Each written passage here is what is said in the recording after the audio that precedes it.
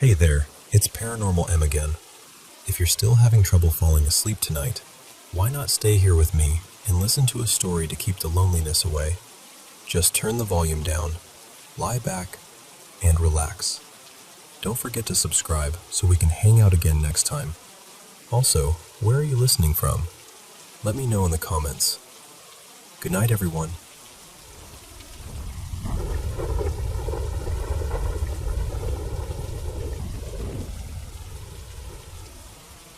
So, this happened about 4 years ago, back when I was a first-year student living in the honors dorm at WCU, tucked up in the Appalachian Mountains.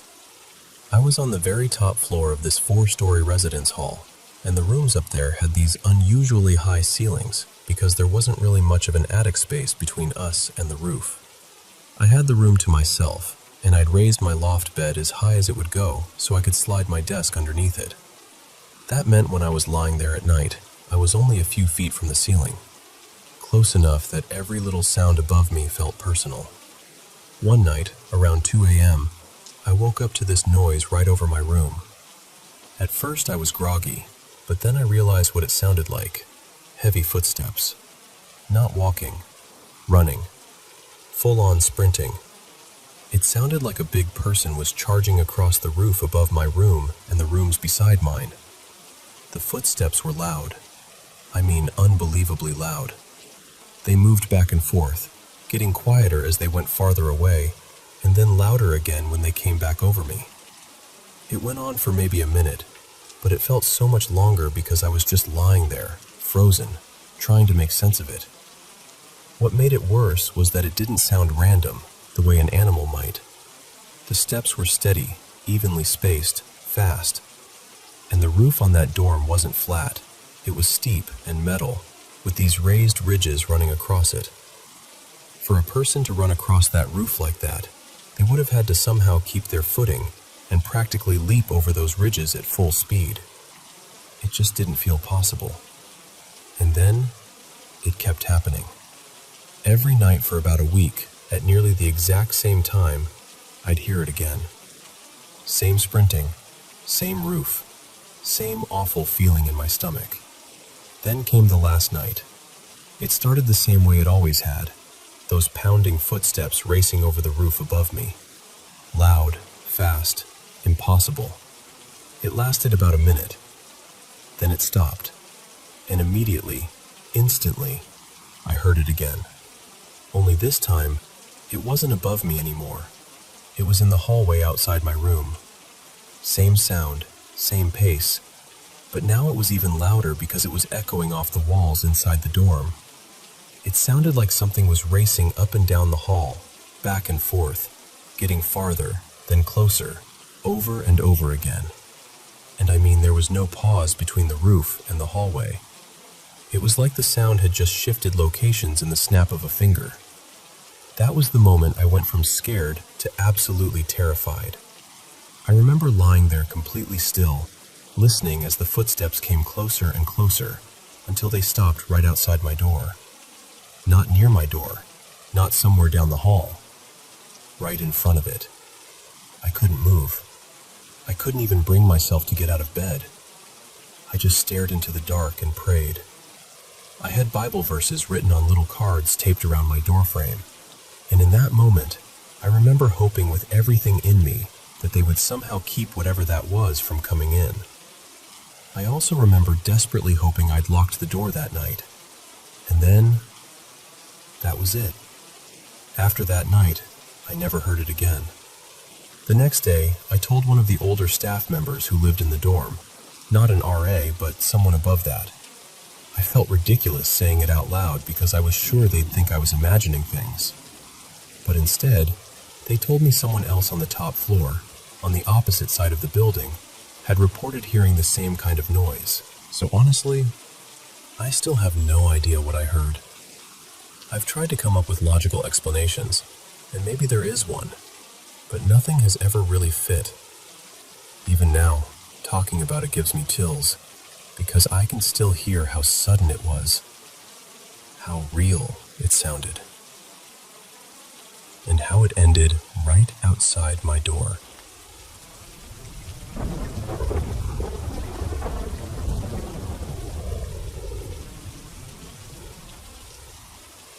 This happened when I was about 5, maybe 6, and even now I can still picture almost all of it so clearly. When I was little, I used to see this dark figure of a man wearing a tall hat. Not just dark like he was standing in the shadows, but like he was the shadow. What always stood out to me was the way he moved. He didn't walk the way a normal person would. He sort of drifted, smooth and silent, like he was gliding across the floor instead of taking steps. I know how easy it is to brush things off as childhood imagination, and believe me, I've thought about that a lot. But this never felt like make-believe to me. It felt different. The first time I saw him, I was sitting at the table eating breakfast with my family. Out of nowhere, I noticed him pass from the kitchen toward the living room. It was so strange because the movement was almost effortless, like he was floating. I jumped up right away and followed him, but when I got there, he was gone. The window in the living room was open, and in my little kid mind, I figured maybe he had gone out that way. I asked everyone else if they saw him, but no one had been paying attention. At the time, I wasn't exactly terrified. It was more this mix of curiosity and uneasiness. I kept wondering who he was and why I was the only one seeing him. After that, he showed up a few more times. Later on, I started imagining other figures too, some in white, some in red, but even then, I could tell those felt different. Those felt like the kind of things a kid's mind comes up with.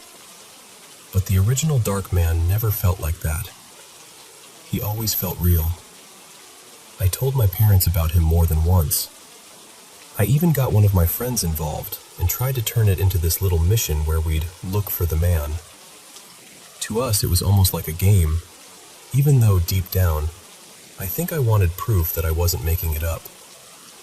One day, I finally told my mom again because I was frustrated and didn't know what else to do. She's always been open to spiritual stuff, and instead of panicking or telling me it was something bad, she said maybe it was my guardian angel. Maybe she was trying to comfort me, or maybe she genuinely believed that. Honestly, knowing her, it could have been either one. She's always had her own beliefs about paranormal things. I remember asking her, why would my guardian angel scare me if it's supposed to protect me? And she told me that maybe I'd somehow offended it, and that I should try apologizing. So I did. I stood by myself in the hallway and said out loud that I was sorry. And right after that, I felt a hand touch my shoulder. I can still remember it so vividly. The shape of it, the weight, the warmth. It didn't feel cold or frightening or threatening. It actually felt gentle, almost reassuring. Like whatever had been there wanted me to know everything was okay. And after that, the man in the tall hat never came back. I'm not religious, and I'm not trying to force some big supernatural explanation onto it. But I've carried this memory with me for years, and no matter how much time passes, it still feels real to me. That's the part I can't shake.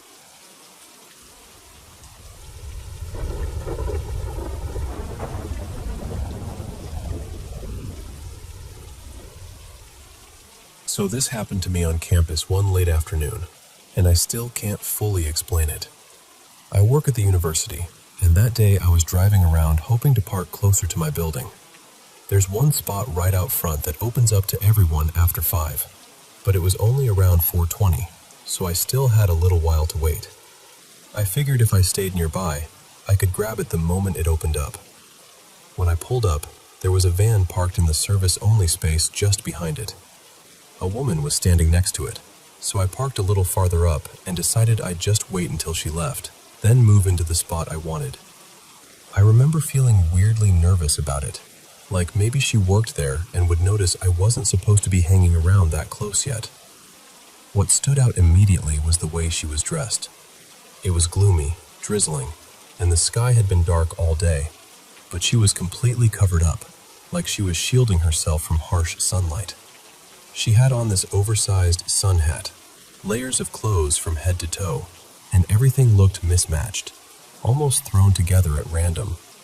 I couldn't make out her face at all. Not even a little. I stayed in my car and watched, waiting for her to finish whatever she was doing. But she kept repeating the same motions. She'd open the side of the van, walk around it, stop, turn back like she'd forgotten something, and then do it all over again. Over and over. It didn't feel normal. I can't say exactly how long I sat there, but it was long enough for it to start getting under my skin. Finally, I got tired of waiting. Since it's a one-way road, I had to drive around the whole side of the building to come back. It couldn't have taken more than maybe 20 seconds, but when I came back, she was gone. Not walking away, not getting into the van, just gone. The service spot was empty, and there was no sign of her anywhere. And because of how unusual she looked, I feel like I would have noticed her immediately if she'd been nearby. There really weren't many places she could have gone that fast, especially because she had seemed older and was moving pretty slowly the whole time I'd been watching her. And then the strangest part happened later. I was inside my building afterward, typing this all out, and my desk is right by the window facing that same parking area. Out of nowhere, I felt this sudden breath on the back of my neck. Clear as day, like someone had leaned in right behind me. But when I turned around, no one was there.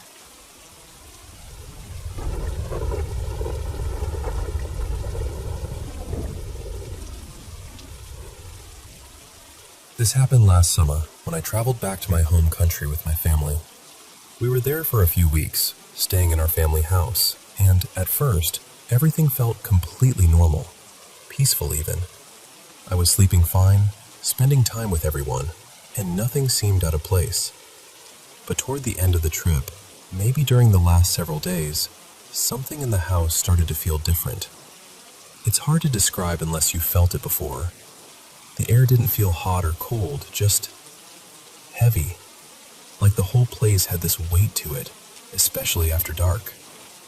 I remember mentioning it to my sister Lena, saying the house felt strange at night, but at the time I brushed it off. The house itself is divided into two sections.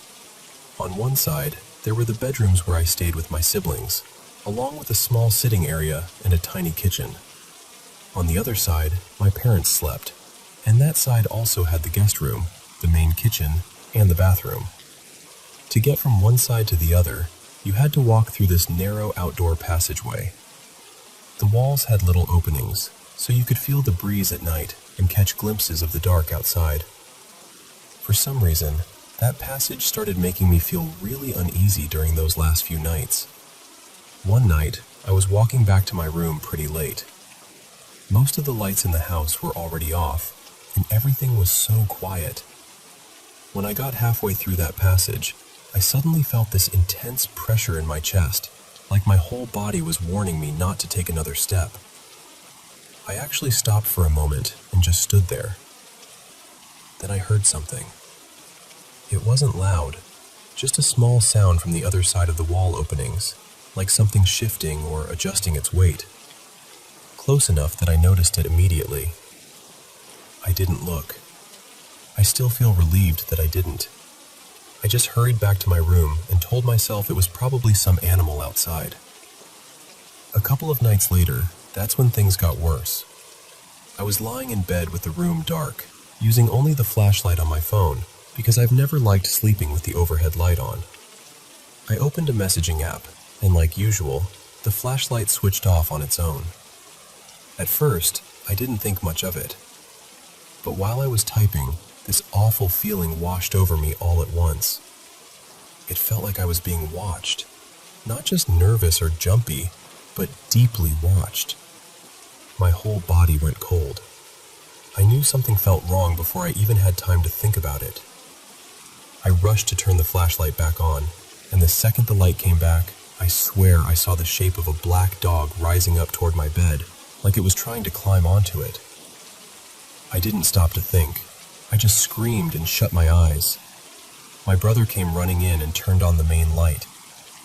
And when I finally opened my eyes again, there was nothing there. After that, I started hearing this strange hissing sound in my ear every now and then. It reminded me of a snake, very soft but unmistakable. What made it even worse was that it didn't only happen at night.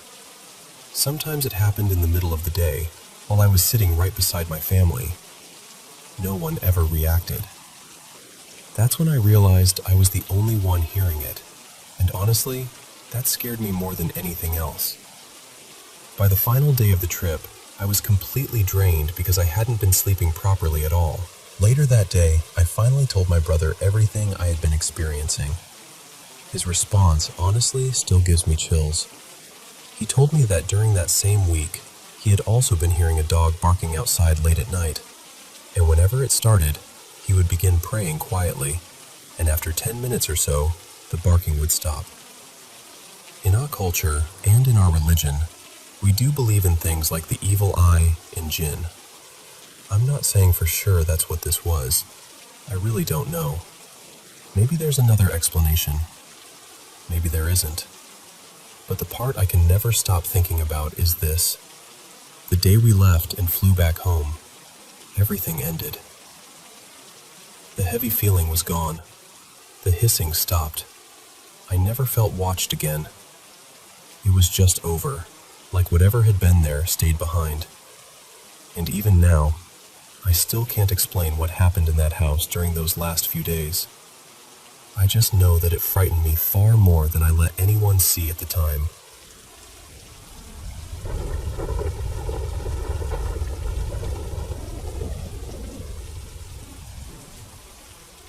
So, a little background first. I'm 26 now, and this happened when I was about 10. Up until that age, my family really wasn't religious at all. But around then, my parents started getting a lot more involved in their faith. I don't know if that matters, but it's part of how I remember that time in my life. I also come from a big family, 7 kids total, and I'm right in the middle. Every summer, my family would go stay at this old seasonal property that had been in our family for generations. I grew up there, but so did my mom, and even my grandparents before her. A bunch of our relatives had little places in the same area too. Cousins, aunts, uncles, pretty much everyone. It was this tight little cluster of cabins surrounded by thick woods, and as a kid, it was the kind of place that felt magical during the day and deeply unsettling at night.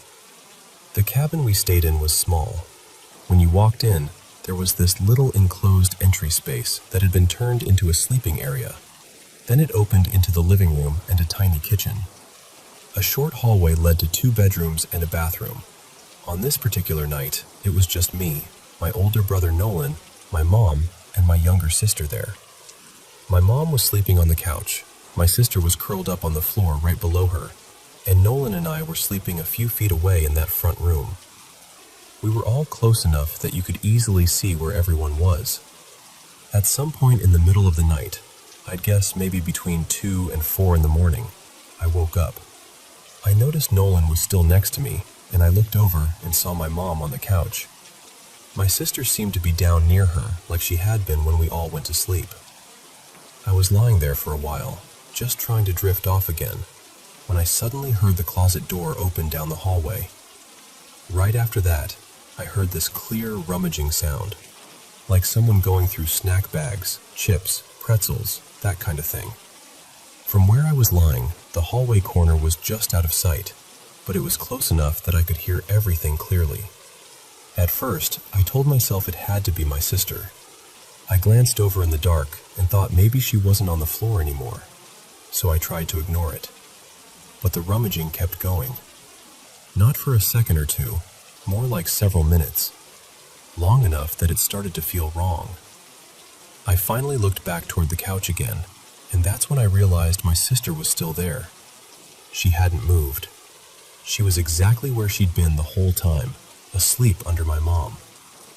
And that's the moment the panic hit me. Because there were only 4 of us in that cabin, and every single one of us was exactly where we were supposed to be. But I had heard that closet door open. I had heard someone going through things. I was 10, so I did the only thing I knew how to do. I pulled the blanket over my head, and somehow forced myself to go back to sleep. The next morning, I brought it up to Nolan. I honestly expected we'd laugh about it or brush it off, but instead, he got really serious and told me that he'd woken up during the night too. He said he saw this dark figure, just a black shape, standing near the corner by the hallway. He'd been so scared he didn't move, didn't say anything, just shut his eyes and tried to go back to sleep. That was the part that stayed with me. What frightened me more than the actual night itself was that conversation the next morning. Because until then, I could still try to explain it away. I could tell myself I imagined the sounds, that I was half asleep, that maybe I got confused in the dark. But hearing that Nolan had experienced something too, something separate but in the same moment, made it feel real in a way I still can't fully explain. What I do know is that out of everything strange I've ever experienced, that was the one time I've never been able to shake. It's the only moment in my life where I've truly felt like I came face to face with something I can't explain.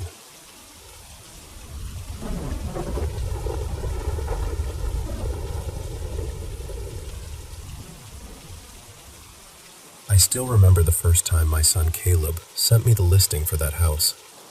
This was back in December of 2023, right before he closed on it. The second I saw the photos online, I got this feeling that ran straight through me. I can't really explain it, but everything in me said, no, absolutely not. I wanted nothing to do with that place.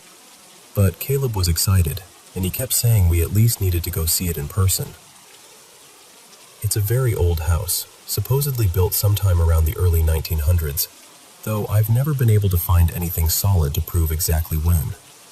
I've searched the address, dug through old newspaper archives, looked everywhere I could think of, and there's barely anything out there. Just little scraps of information, nothing that really tells the story of who built it or what happened there.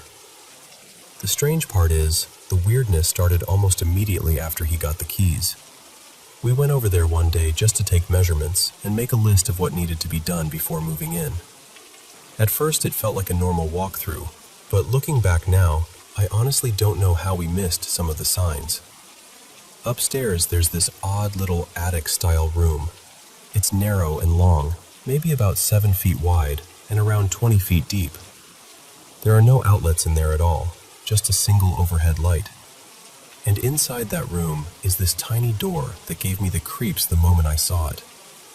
Caleb ended up screwing it shut later because neither of us liked it. What really got to me was the main door to that room.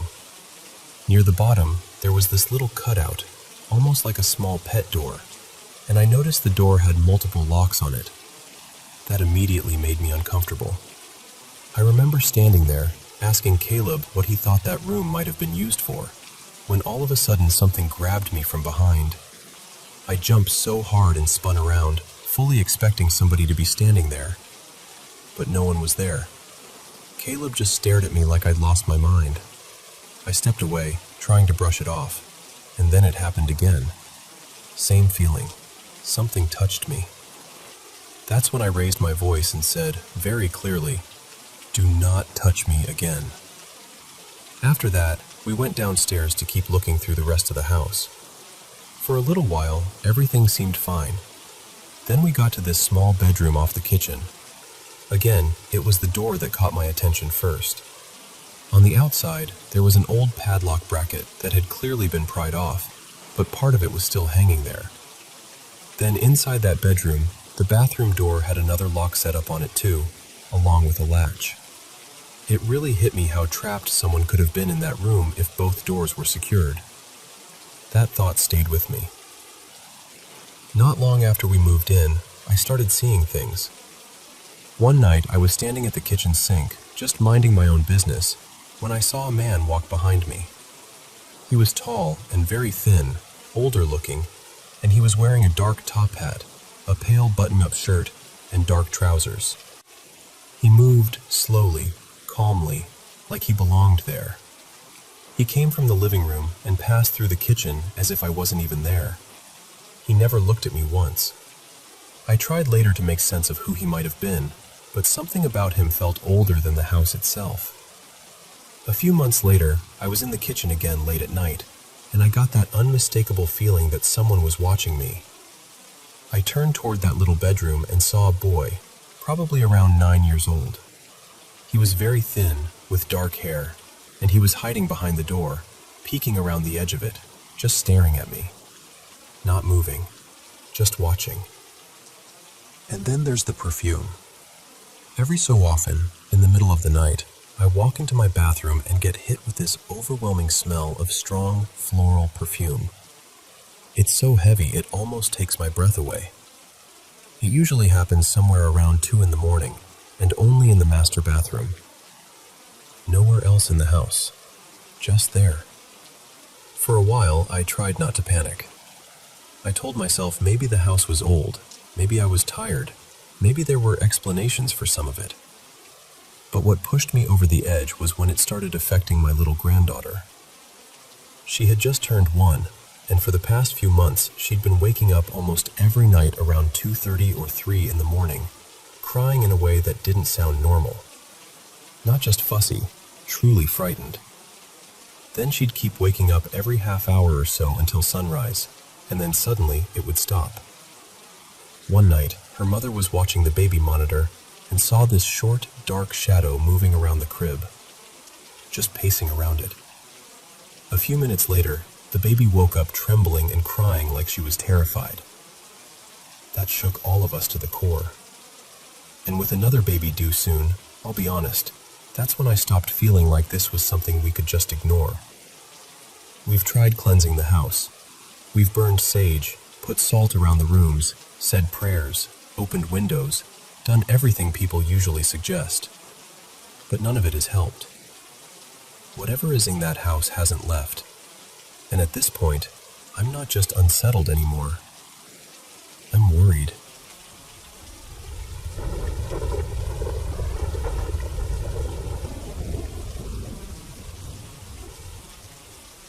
Hey, I wanted to share something that's been weighing on me for a long time, because honestly, I still don't know what to make of it. A few years ago, my husband and I bought about 22 acres way out in East Texas, the kind of place where you turn off the highway, then keep turning down one red dirt road after another until it feels like you've completely left the world behind. When it rains hard enough, parts of the land flood so badly we've joked that we ought to own a boat just to get around. Our property backs up to a massive nature preserve, and on the other side there's protected tribal land, so we're surrounded by trees, quiet, and more wildlife than people. We don't hunt, but we love seeing the animals out there. It felt wild and peaceful in the best way. We didn't know much about the property's history when we bought it. The only thing we were told was that the previous owner had gone to prison, but nobody would say for what. Still, we needed affordable land where we could build a simple life, and this place checked every box. There was even a clear spring-fed creek running through it, and my husband, being a veteran who's been through more than most people ever should, really needed a place like that. Nature helps him in a way nothing else can. That and therapy, of course.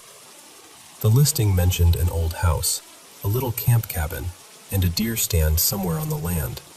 But the realtor couldn't tell us where any of it was because everything was so overgrown. We found the old house pretty quickly. The other structures, though, seemed to have vanished. We searched for 2 straight days and found nothing. The old house was basically just a collapsing shack, so we started tearing it down. At one point, my husband was smashing up an old bathtub to haul it away in pieces, and on one swing of the hammer, something got caught on it. He stopped, and we both leaned in to look. It was a pair of little girls' underwear, cartoon print, with a pad stuck inside and a brownish stain on it. Then we found more pairs hidden under the tub. I can't even explain the feeling that came over me. We immediately thought, this is wrong. This could be evidence of something terrible, especially knowing the previous owner had been in prison. We called authorities and reported it, but nobody ever came out. Nobody seemed interested. We took photos, and back then, not knowing what else to do, we ended up burning them. And I swear, from the very next night on, something shifted. I started getting this awful feeling after dark, like dread would just settle over me out of nowhere. The best way I can describe it is that childhood feeling of running home at night and suddenly being certain something is right behind you, even though when you look, nothing's there. It wasn't constant, but once it started, it kept happening. A few weeks later, we had some loggers come clear about an acre so we could make money for a well and solar. And once that area was opened up, suddenly the camp cabin appeared. Just like that. Right behind the house we'd torn down. We had searched that exact area before, carefully, and somehow never found it. When my husband opened the door, inside was this little lofted room and a bunch of plastic bins full of letters. They were from the previous owner to his wife. I won't go into all the details, but from those letters it became very clear he had gone to prison for abuse within his own family. Again, authorities didn't want anything to do with it. We didn't burn those letters. We just left them there. I froze. Those of us ever used that cabin. Maybe once in a while we'd show it to family if they were curious, but that was it. I definitely had not been in there that day, and neither had my husband. I got chills all over, ran outside, and looked toward the cabin. And there it was, a candle flickering in the window. I'm not someone who scares easily. The only real fear I've ever had is losing my husband or my kids. But that moment hit me in such a physical way, like my whole body knew something was wrong before my mind could even catch up. I ran back inside and woke my husband up, telling him somebody was in the cabin. He grabbed a weapon, took our big dogs with him, locked the door behind him, and told me to be ready to call the police if I heard him yell. About half an hour later, he came back. He said the dogs never alerted to anyone, and they're trained well. He never saw a person, never heard anyone leave, and there was only one way in or out. No footprints, no sign of anyone, just an old oil candle burning. But he said the closer he got, the more the hair on his arms and neck stood up, and the dogs, who would normally rush ahead, stayed behind him the whole time. We still talk about that night. Over the next few years, things stayed strange but manageable. Just little events. Random nights where I'd be standing in the kitchen and fear would suddenly wash over me for no reason. During those same years, our family went through so much loss that everything kind of blurred together. It felt like grief just kept coming without pause. Then, last year, we finally started rebuilding. We bought a 3-bedroom, 2-bath mobile home and placed it near where the old shack had stood. I thought maybe a fresh start would change the atmosphere. It didn't. The nighttime fear came back immediately, only stronger. Then it started bleeding into the mornings too. I began hearing things behind me in the kitchen, sounds exactly like one of my cats jumping down from their tower. Every time I'd turn around, there would be nothing there. My daughter, who has a rare heart condition and has already been through more than most adults, started having her own episodes of fear. She's 19 now and never used to be like that, but suddenly she wanted a couple of the dogs sleeping with her because she felt so uneasy. Then, in the past few weeks, it's all gotten worse. My mother-in-law lives in an RV out in front of our house because I take care of her, and she got really sick recently and ended up in the ICU for over a week with AFib. Around that same time, I bought some floating candles, the kind that look like the ones from Harry Potter. At first, I thought they were defective because one would randomly turn on by itself. I checked them, messed with the connections, tried to find a pattern. Nothing. And it wasn't even the same candle every time. Just one at a time, different ones. I even bought a more expensive set from another brand, thinking the first set was cheap and faulty. Same thing kept happening. By that point, I could barely be in the kitchen alone at night. I was jumping at every little sound, constantly thinking I heard a cat land behind me. I'd rush to bed and pull the covers up like a little kid. Then a few nights ago, I was lying in bed listening to an audiobook and doing a puzzle on my phone, just trying to settle down. Out of nowhere, I got that same uneasy feeling. I looked over at my husband, who was asleep beside me, and my stomach dropped. His arm was lifted straight up in the air, like he was reaching for something, and right above his hand, one single candle was glowing. I grabbed my phone and took a picture. The second I snapped it, his hand dropped back down to his side, and the candle slowly dimmed out. One thing I do wonder about is my husband. He has PTSD, but he's also deeply sensitive in a way I can't really explain. He's the kind of person people feel safe with immediately. He sat with more than 20 people as they passed, sometimes people he'd barely known until that moment. It's like death doesn't come near him in a cruel way, but in a searching way, almost for comfort. He's also told me he's felt things at the old mill where he works, which dates back to the early 1900s, especially in parts where workers died long ago. I don't know whether any of that matters. I don't know which details are important and which ones aren't. I just know I'm tired of living on edge in my own home, and I feel like I need to understand what this is before it gets any worse. So that's where I'm at. I'm open to any thoughts, any ideas, honestly any support at all, because this has become really hard to carry.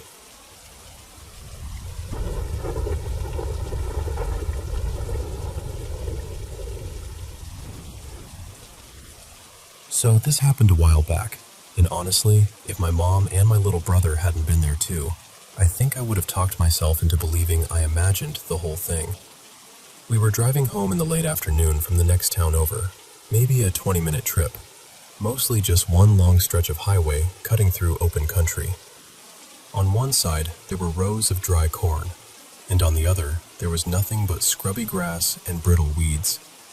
It was bright out, totally flat land, no houses, no side roads, no trees thick enough for anything to hide behind. Just open space in every direction.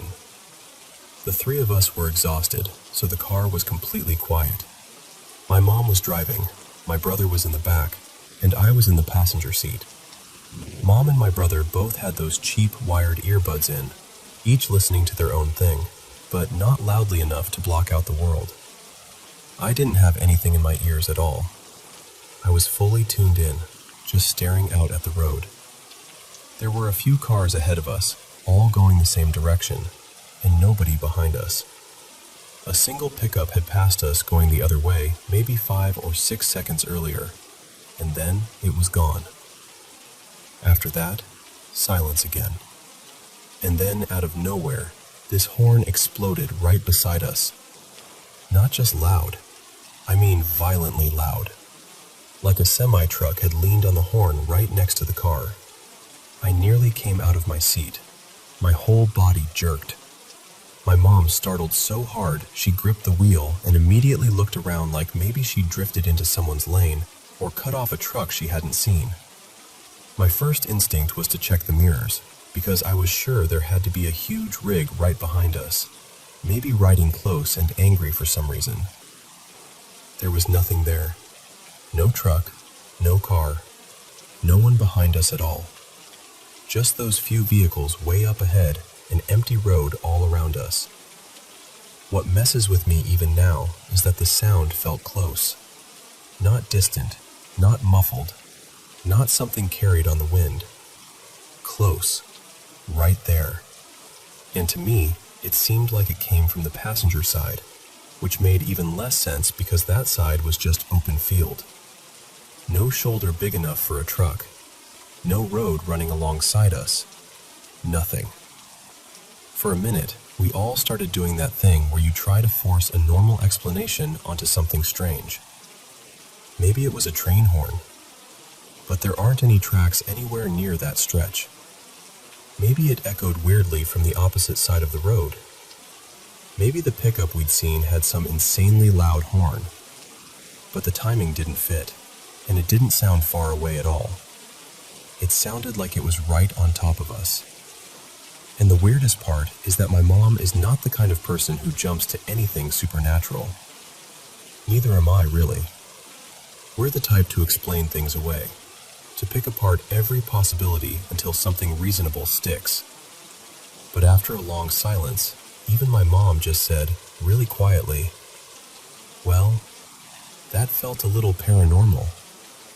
And I swear, that's the part that stayed with me most. Because I still don't know what we heard. Sometimes I joke that maybe for 1 second we brushed up against some other version of reality, and somewhere just beside ours, there was a semi-truck bearing down on us, horn blaring, moments before a crash. Maybe we just caught the sound of it by accident. I know how that sounds. But I also know what the three of us heard.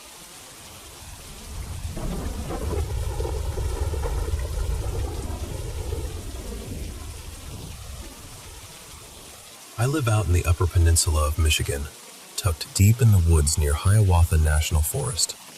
It's rural, heavily forested, and there's a strong native history in this area, so the land already carries this quiet, powerful feeling to begin with. I'm up early every morning for work, usually around 4:30. First thing I do is let my dogs outside. Because we have wolves out here, I never just send them out alone. I always step outside with them and wait. A few mornings ago, I was standing there in the dark while the dogs were sniffing around, and right away something felt off. It was one of those strange silences where everything just seems too still. No wind, no movement, none of the normal sounds you expect in the woods. Then, out of nowhere, I heard this loud cracking sound from the woods in front of me. Not like a little branch snapping either. It sounded more like someone smacking a thick tree trunk with a heavy piece of wood. A few seconds later, the exact same sound came from across the road, almost like something answering back. Then, after another pause, I heard it again behind the house, from the opposite direction. That was enough to make me stand there frozen for a second. What made it worse was how my dogs reacted. They came back toward the house way faster than they normally do, like they wanted no part of being out there. As the week went on, I kept thinking about it. I started paying more attention to what was happening around the property, and I noticed the deer were acting strangely too. Usually this time of year, they bed down in the woods around our place, and you see them hanging around until evening. But lately, they've been clearing out before dark and not settling nearby at all. I didn't hear anything else for several days, and I started wondering if maybe I'd just caught some weird natural sound at the wrong moment. But then this morning happened. It was Sunday, just before 5:30, and still completely black outside. The dogs woke me up wanting to go out, so I took them. The second I stepped outside, I felt that same uneasy stillness again. No usual sounds, nothing moving, just that heavy silence. I was already on edge, just standing there waiting for the dogs. Then I got that prickling feeling on the back of my neck, like every instinct in my body was telling me something wasn't right. So I clapped twice to call the dogs back to me. The moment I did, there was one loud knock from the woods directly in front of me. At first I told myself it had to be coincidence.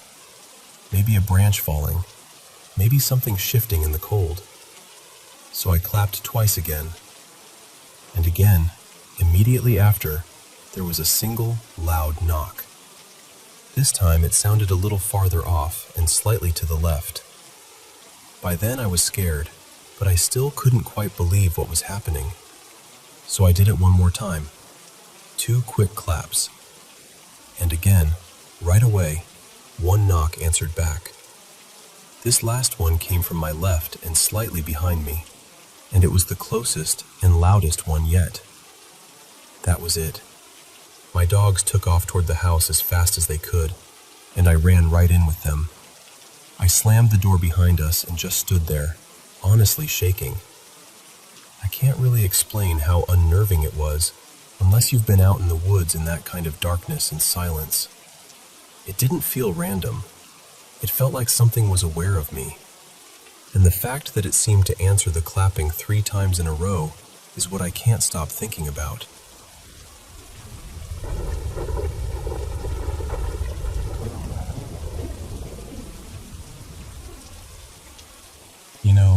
One of the strangest memories from my childhood still sits with me to this day.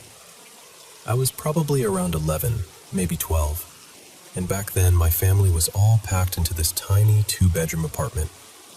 There were a lot of us, so sometimes I'd sleep in the living room on this old couch, and my uncle, well, I'll call him Uncle Ray, would sleep on the other one across from me. One night, I was lying there trying to fall asleep, just staring off into the dark, when something caught my eye. I turned right away and looked toward the bathroom door, and there it was. There was this figure standing there, almost as tall as the door frame. It was completely dark, like darker than the room around it, but what I remember most were its eyes. They looked black too, but there was this strange shine to them, enough that I could tell it was looking directly at me. I panicked. I jumped off the couch, ran over to Uncle Ray, and shook him awake. I told him there was something standing by the bathroom. He got up, checked the place, turned the bathroom light on, looked around, but there was nothing there. No one. He listened to me explain it, then told me to try and go back to sleep, that it was probably my imagination. But it never felt like imagination to me. A few years later, when I was about 15 or 16, I started dating this girl. Her name was Mara. She was my first real girlfriend, and I was hers too. We were young, inseparable, and honestly kind of weird in that way teenagers can be. She was really into gothic clothes and dark eyeliner, and for some reason we both liked walking through cemeteries. It felt peaceful to us, I guess. One day we cut through a cemetery on the way back to my place, hung out there for a while with my family, and later that night I walked her to the train station. After she got home, we were texting, and that's when she told me something that stopped me cold. She said that while we were walking through the cemetery, she saw something black walking beside me. Not behind me, beside me. And she told me it said it was going to protect me. At that age, I didn't really know what to do with that. Part of me thought it sounded weirdly cool, like something out of a movie. So I brushed it off, and we never really talked about it again. Then life went on. Years passed. Mara and I broke up, like first loves usually do. And by the time I got into my early 30s, I started noticing things again. Not clearly, not directly, but always in the corner of my eye.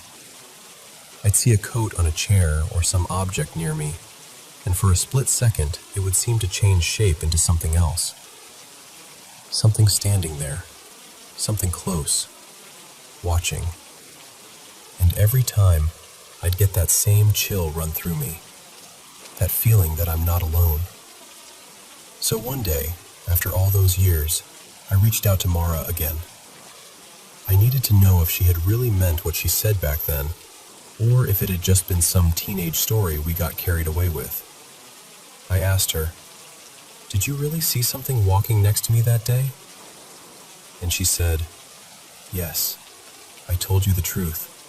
I was never joking, and I don't want to talk about that day. That thing was terrifying." She still stood by it all those years later. Honestly, I think part of me wanted her to laugh and say she made it all up.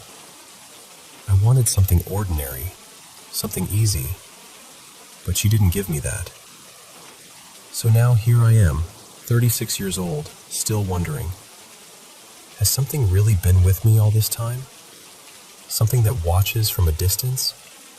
Something that, in its own strange way, has been looking out for me? I don't know. And the truth is, I'm not sure I ever want to know for certain. That thought alone gives me chills. So these days, I just live quietly, peacefully. I stay aware. I pay attention.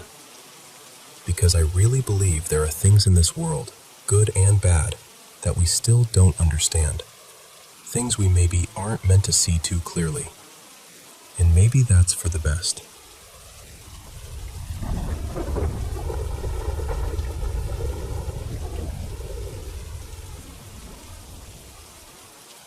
I've always been the kind of person who sleeps in complete darkness. No nightlight, no lamp, nothing. Back then, I also used to leave my bedroom door open at night. It never seemed like a big deal.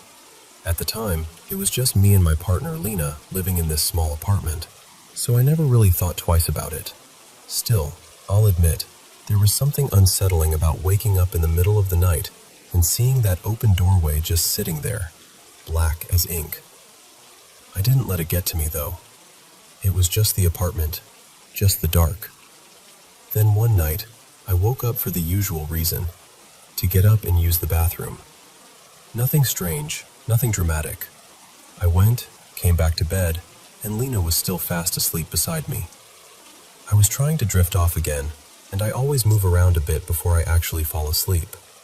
So I turned over onto my side, facing the bedroom door.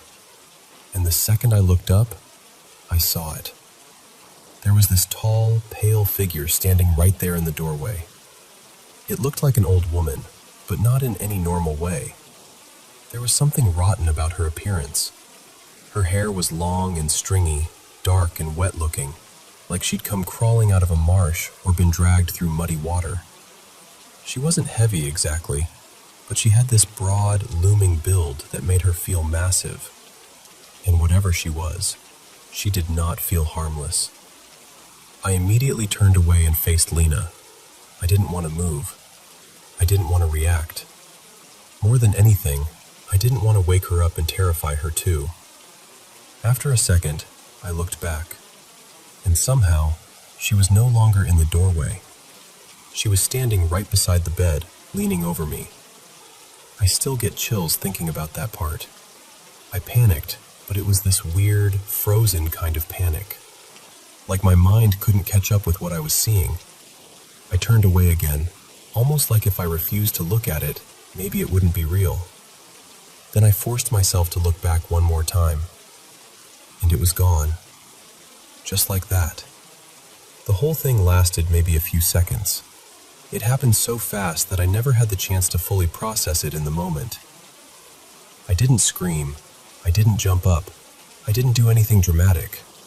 I was just stunned. Over the years, I've tried to make sense of it. The closest thing I've ever found that resembles what I saw is the idea of a hag. Some kind of spirit or apparition people talk about in old stories. One friend told me he thought it was something evil. Honestly, I still don't know what to believe. Maybe it was some kind of waking nightmare. Maybe I hallucinated it. Maybe I dreamed it. But here's what's always stuck with me.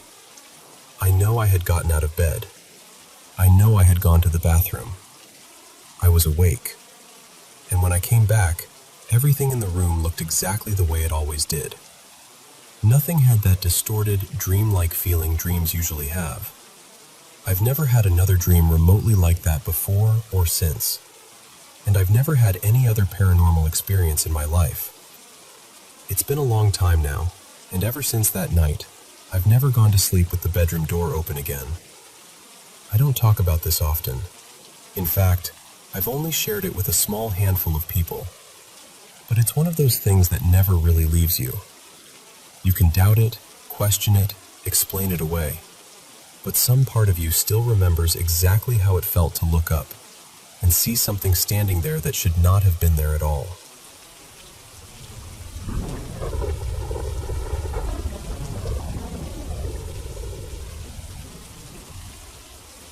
Okay, so tell me this doesn't sound at least a little strange. For months, I've been missing one of my favorite shirts. I had looked everywhere for it. I checked drawers, closets, laundry baskets, under the bed, in travel bags, all of it. At some point, I just gave up and figured I must have lost it on a trip somewhere. It had been gone for so long that I stopped expecting to ever see it again. And then today, I opened the dryer and there it was. That's the part that makes no sense to me. The day before, I had done a small load of laundry. Not one of those big mixed loads where things just get tossed in without thinking either. I was walking around the house gathering things one by one, mostly towels and a few random clothes, and I remember putting every single item into the washer individually. Then this morning, I went to switch everything over and realized the load hadn't dried properly and had that gross, damp smell. So I washed it all again, this time with a load of bed linens, which means I handled that laundry over and over. Into the washer, into the dryer, back into the washer, back into the dryer. 4 separate times I moved those clothes around. And this shirt is not subtle. It's this very specific green, the kind of color you notice right away. It absolutely was not there any of those times. But when I pulled the load out of the dryer today, it was suddenly sitting there like it had been with everything all along. You could say maybe it was tangled up in the bedding, except that doesn't really make sense either. I didn't just scoop the sheets up in a bundle and throw them in. The top sheet had mostly been kicked onto the floor by the dogs, so I picked that up separately. The fitted sheet I had to carefully pull out from under my very old dog, who was sprawled out on the bed like he owned the place. So again, every piece went in one at a time. And I've only had those sheets for maybe a month. The shirt had been missing for close to a year, so that was already weird enough. But then there's the earbud thing. I had also been missing one earbud for months. A couple of days ago, I was brushing my hair in the bathroom, wearing the one I still had. I remember taking it out and setting it on the counter. Later, when I went back to put it away, it was gone. I figured, okay, annoying, but I must have misplaced it. Then that same night, my partner tells me they found my earbud. Except it wasn't the one I had just lost. It was the one that had been missing for months. So on the exact day I lose the last earbud I still had, the long-lost one suddenly turns up. And after deep cleaning the house, I still cannot find the other one, even though I know I took it out in the bathroom. I'm not saying something supernatural is happening. I'm really not. But I am saying it feels like something is messing with me a little. Because finding 2 things that have been gone forever within days of each other would already be odd. But finding them while somehow losing something else at the exact same time, that's the part that gets me.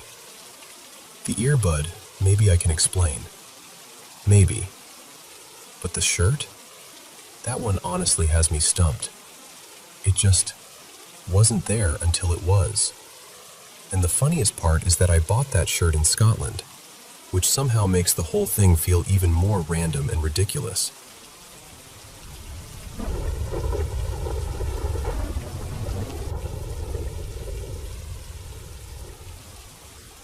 Hey, I wanted to share something that happened to me tonight because, honestly, I'm still a little shaken by it. I've always been open to the idea of ghosts or the paranormal, but only in a casual way. It was always one of those things I found interesting to talk about, not something I could say I truly believed from experience. That changed tonight. My wife and I are staying in the basement of our family's house near the foothills outside Salt Lake City. The house isn't especially old, maybe a couple of decades at most, so I never thought of it as the kind of place where anything strange would happen. Tonight, I couldn't fall asleep. There wasn't really a reason for it either. I was just lying there, scrolling on my phone, waiting to feel tired. At some point, I got up to use the bathroom, and while I was out of bed, I heard what sounded like movement coming from the living room. It caught me off guard right away. I rushed out, thinking maybe someone had somehow gotten inside, but when I checked, there was nothing there. I looked around carefully, made sure everything seemed normal, and then went back to bed. We always sleep with a fan running. It usually stays on one setting through the night, and we keep the beep function turned off. So when I got back into bed and lay down next to my wife, who was completely asleep through all of this, the fan suddenly lit up right in front of me. I watched the speed jump from low to high on its own, and it started blasting air at me much harder than before. Then, a second later, it powered off. I just stared at it. For a minute, I honestly wondered if maybe I had somehow bumped the remote earlier, but the remote was sitting on my nightstand exactly where I'd left it. No one had touched it. After sitting there trying to make sense of it, I finally turned the fan back on myself and tried to convince myself it was some weird malfunction. But then things got stranger. A little later, maybe around 3:15 or so, I was lying on my side with my eyes closed, trying to force myself to relax, when I heard movement in the living room again. This time, it was clearer. It sounded like something brushing across the carpet, slow and deliberate. I stayed there for a moment, hoping I was imagining it, but it kept going. So I got up again and stepped out into the living room. The sound stopped immediately, and that's when I noticed one of the window shutters was open. There are 4 panels on that window, the wooden kind you have to physically lift or pull into place. We always keep them shut for privacy, and I specifically remember closing that panel earlier myself. Seeing one open like that made my stomach drop. I just stood there staring at it. I couldn't move for what felt like forever. My legs completely locked up on me. When I finally managed to snap out of it, I searched the whole basement again, more thoroughly than before. Closets, corners, behind furniture, even ridiculous places where no person could realistically be hiding. Nothing. Absolutely nothing. That's the part that's really getting to me. I'm not someone who usually jumps straight to, "It was paranormal," but I also can't easily explain what happened. Between the movement, the fan changing on its own, and that shutter being open when I know I closed it, I'm left with this awful, unsettled feeling that I can't shake. I've never had an experience like this before, and now, sitting here in the middle of the night, I honestly don't know what to make of it.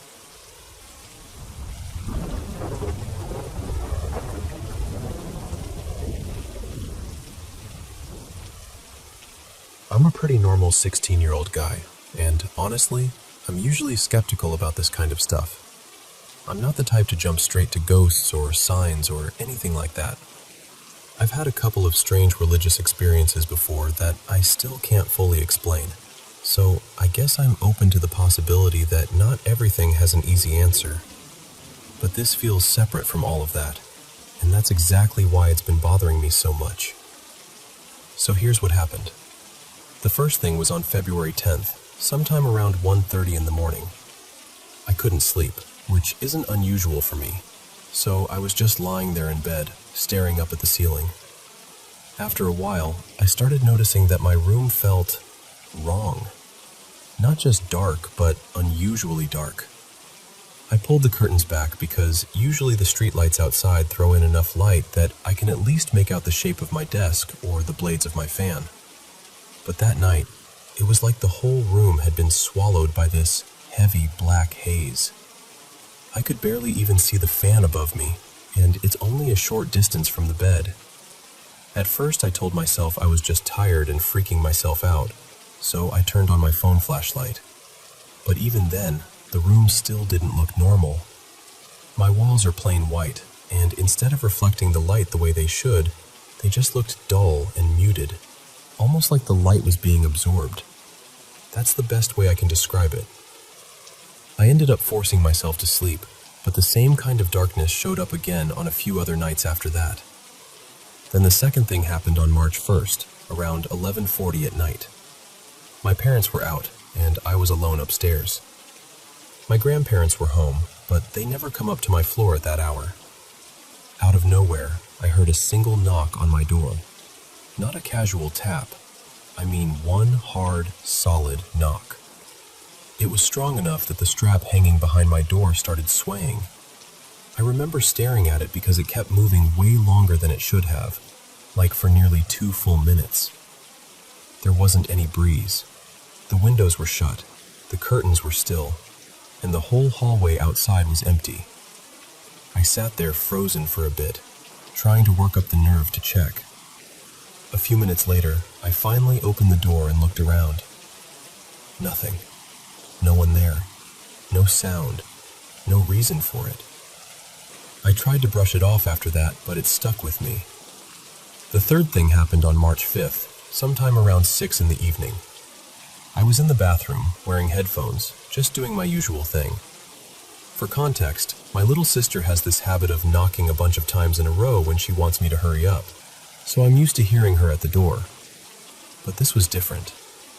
I heard 3 knocks, one after the other, and each one was softer than the one before it. The closest sound I can compare it to is a ball bouncing on wood. One tap, then another weaker one, then one more fading out. It was clear enough that I noticed it even with my headphones on. I figured it was my sister, so I quickly finished up and came out. But when I stepped outside, nobody was there. Then I found out my sister hadn't even been home for a while. Everyone else in the house was downstairs, and even if one of them had come up, they don't knock like that. They usually just tap the door with the flat of their hand, and it sounds completely different. I asked just to be sure, and yeah, no one had been outside that door. That's where I'm at now. I keep replaying all of it in my head, trying to come up with a normal explanation, but I can't shake the feeling that something is off. What makes it worse is that I checked the dates and details against old messages I sent at the time. So this isn't me misremembering things or making it more dramatic after the fact. This is how it happened.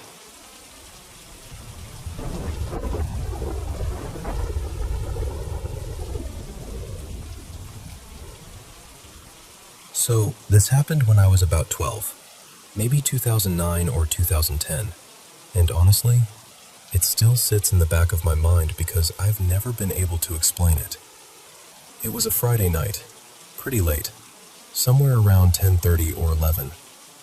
I was living in this quiet neighborhood near a patch of woods, and the nearest little corner shop was at the far end of a long road that connected to a few others before you got to my house. I'd walked there by myself to grab some snacks and a drink. On the way back, I was almost home. I'd reached the far end of that long street, just a short walk from my house, when I happened to glance over my shoulder. I saw this guy behind me, walking in the same direction. What stood out right away was how tall and thin he looked. Not just tall, but unusually tall, in a way that caught my attention for a second. Still, I didn't think too much of it at first. A few seconds later, I looked back again, and somehow, he was much closer. That was the moment I started feeling uneasy. I kept walking, trying not to panic, telling myself I was probably imagining things. But then I checked again, and he'd closed the gap even more, way faster than I thought should have been possible in that amount of time. Then came the part I can still picture so clearly. The last time I turned around, for just a moment, I saw him moving in this strange, unnatural way. It looked like he was down on all fours, but not like a person crawling, and not really like an animal either. The best way I can describe it is that his arms seemed to swing outward, almost sideways, while his legs moved more like a regular run. It was wrong in a way that's hard to put into words. And the weirdest part was that as soon as I noticed it, he seemed to slow down and straighten back up onto two legs like nothing had happened. That was it for me. I panicked and ran the rest of the way home. Luckily, I was already really close, so I got inside fast and shut the door behind me. I didn't look back. I didn't want to see if he was still there. A few details have stayed with me all these years. The street was completely empty except for the two of us. I can't remember what he was wearing at all. His face looked mostly normal from what I could tell. Maybe his head seemed a little small for the rest of his body. But his arms and legs looked incredibly long. And that's why it still bothers me. I've never seen anything like it before or since. Maybe it really was just some person moving in a bizarre way, and fear made it seem worse than it was. But even now, I can't shake the feeling that what I saw that night wasn't normal.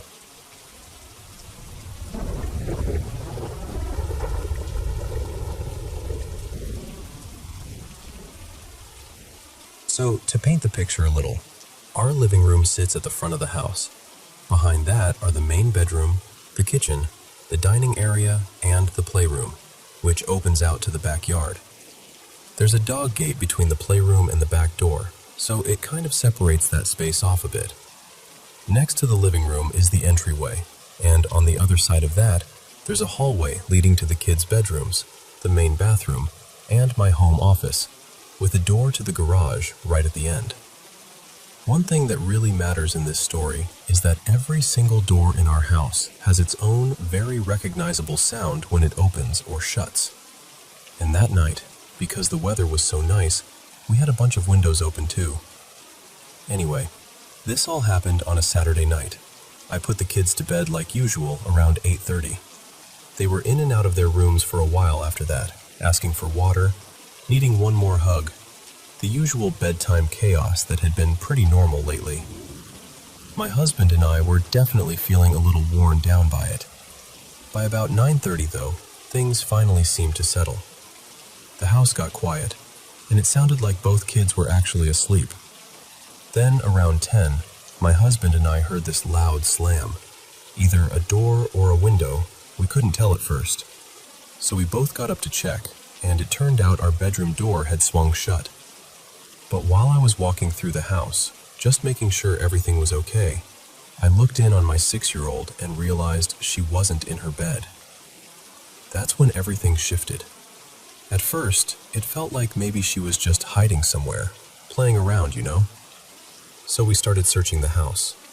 We checked under beds, under tables, behind chairs, in closets, behind the couch, in the office, even in the garage. Then we searched the backyard, the front yard, and went back through the whole house again. We were calling for her the whole time. I kept saying, "Sweetheart, you're scaring Mommy now, please come out." Usually, if she was hiding, that would do it. She'd always pop out when she heard that. But this time, nothing. By 10:30, we had been searching for what felt like forever, and I was absolutely panicking. I called emergency services, and my husband went outside to start checking the street. While I was on the phone, my older daughter woke up, and of course she could tell something was wrong and got really upset. The police arrived pretty quickly, and we went outside to talk to them. Our neighbor came out too, and after I gave her a quick explanation, she kindly took my older daughter over to her house so she wouldn't have to see all of it. The officers came in and searched the house with us. They looked everywhere too, really thoroughly, and still, nothing. No sign of her anywhere.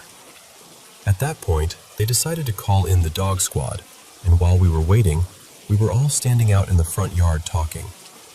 It was getting close to midnight by then, and I honestly felt sick. And then, out of nowhere, one of the officers looked past us toward the house and said, "Who's inside?" We turned around, and there she was, my little girl, just standing there. I can't even describe the shock of that moment.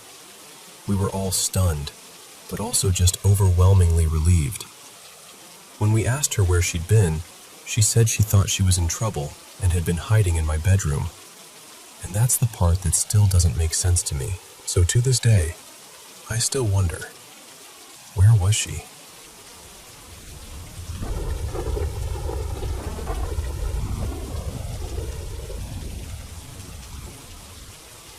So, for my 30th birthday, my family decided to take me to this casino resort nearby.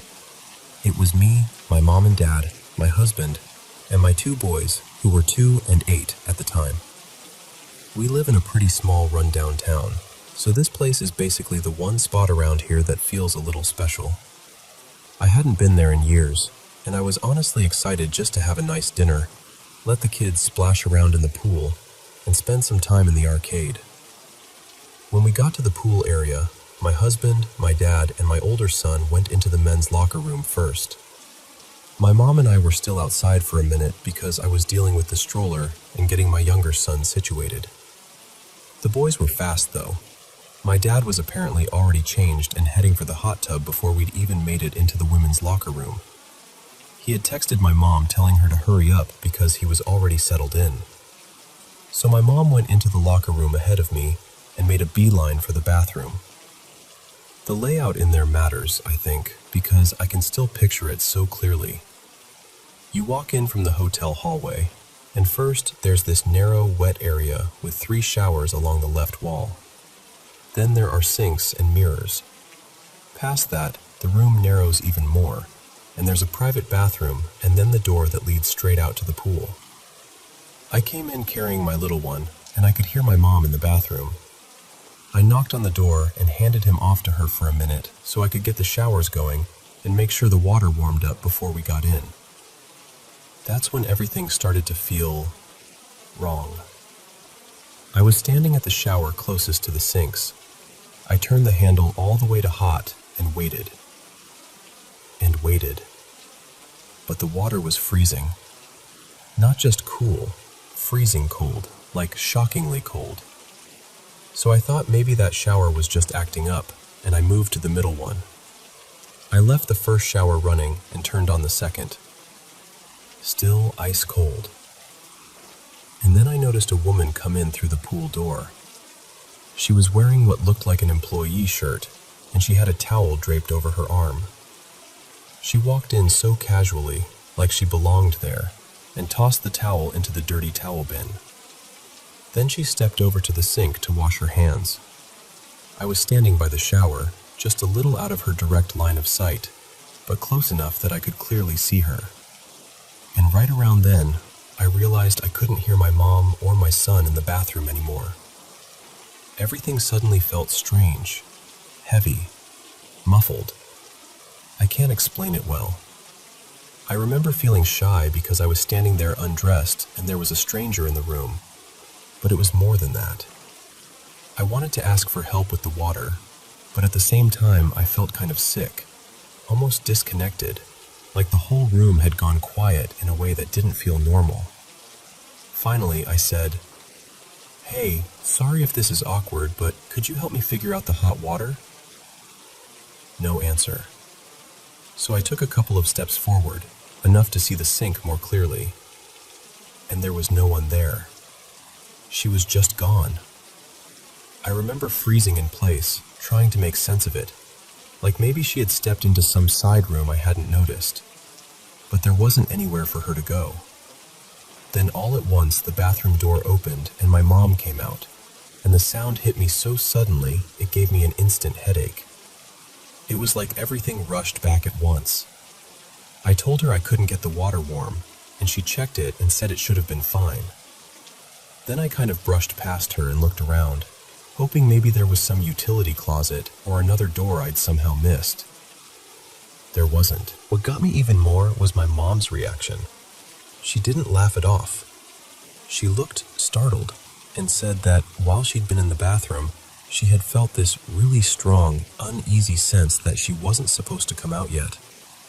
She said she didn't know why, but she had stayed in there longer than she normally would have, and just distracted my little one by letting him play in the sink water.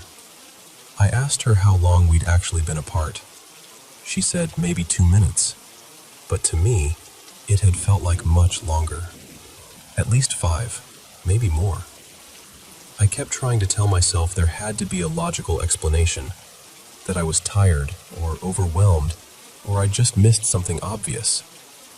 But then the room suddenly started filling with steam really fast, and both of us panicked and left. When I got out to the pool area, I was shaky and dizzy. I went straight to my husband, who was in the hot tub. He had been facing the locker room door the whole time, waiting for us. I was honestly nervous to even ask because I already felt ridiculous, but I said, "Did you see an employee come out of the women's locker room?" And he said no. He told me he'd been watching for us and hadn't seen anyone come out at all. That was the part that really got to me. We still stayed and tried to enjoy the rest of the evening.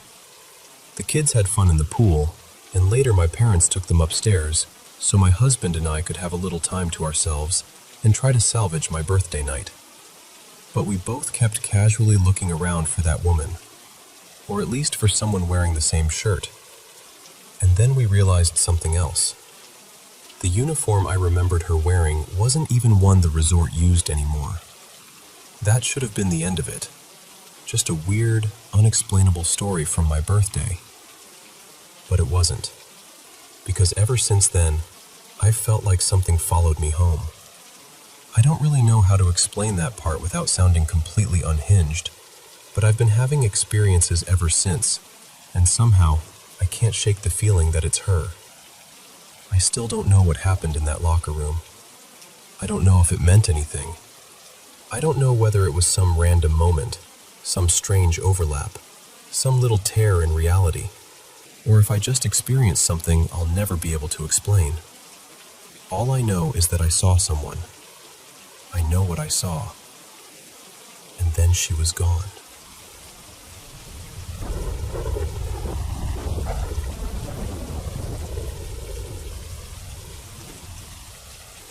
Hey everyone, mystery lovers of the M channel.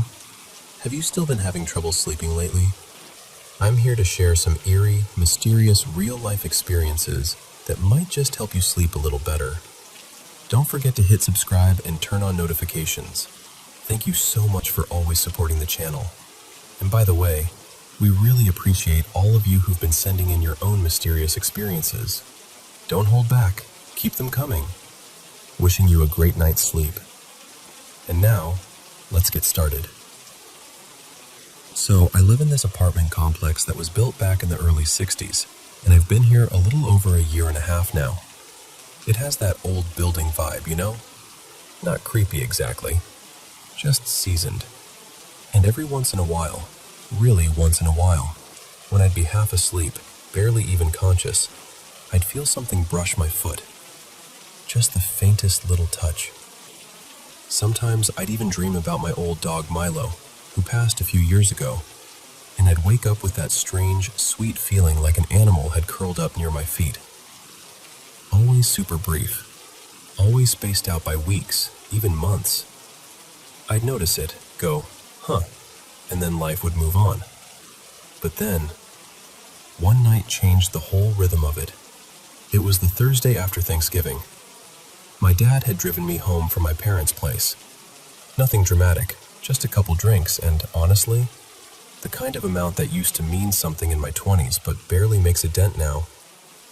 By the time I got into bed, I was sleepy, calm, totally fine.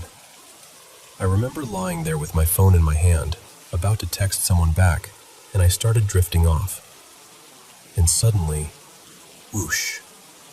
Like this tickly sweep of air skimmed across my face, almost like something dashed by, close enough that I felt it. And right after that familiar sensation landed at my feet again. Except this time it didn't vanish. In my mind, like instantly, in my gut, I just knew. That's a cat. And before you ask, yes, I wondered if I was imagining it. But if there was any leftover fuzziness from the earlier evening, it was gone right then. I was awake. I was sober. I was very much present. I'm lying on my back, staring at the ceiling, and then I feel this odd pressure on my stomach. Not painful, just there. Like the gentle indent of weight, and even this faint warmth, like a cat had settled on me. Except there was nothing to see. And then, oh my God, this motion starts. That unmistakable kneading. You know when cats make biscuits? That back and forth tiny paw motion. It felt exactly like that. Two little paws, pressing, alternating, like they were getting comfy or claiming the spot. Except, again, nothing was visible. And that's the part where my brain officially started to spiral. Because I tried to stay calm, but the more I thought, okay, it's a cat, the more another part of my mind went, or it's not a cat, and you're inviting something weird to knead your organs. I got so freaked out I couldn't sleep.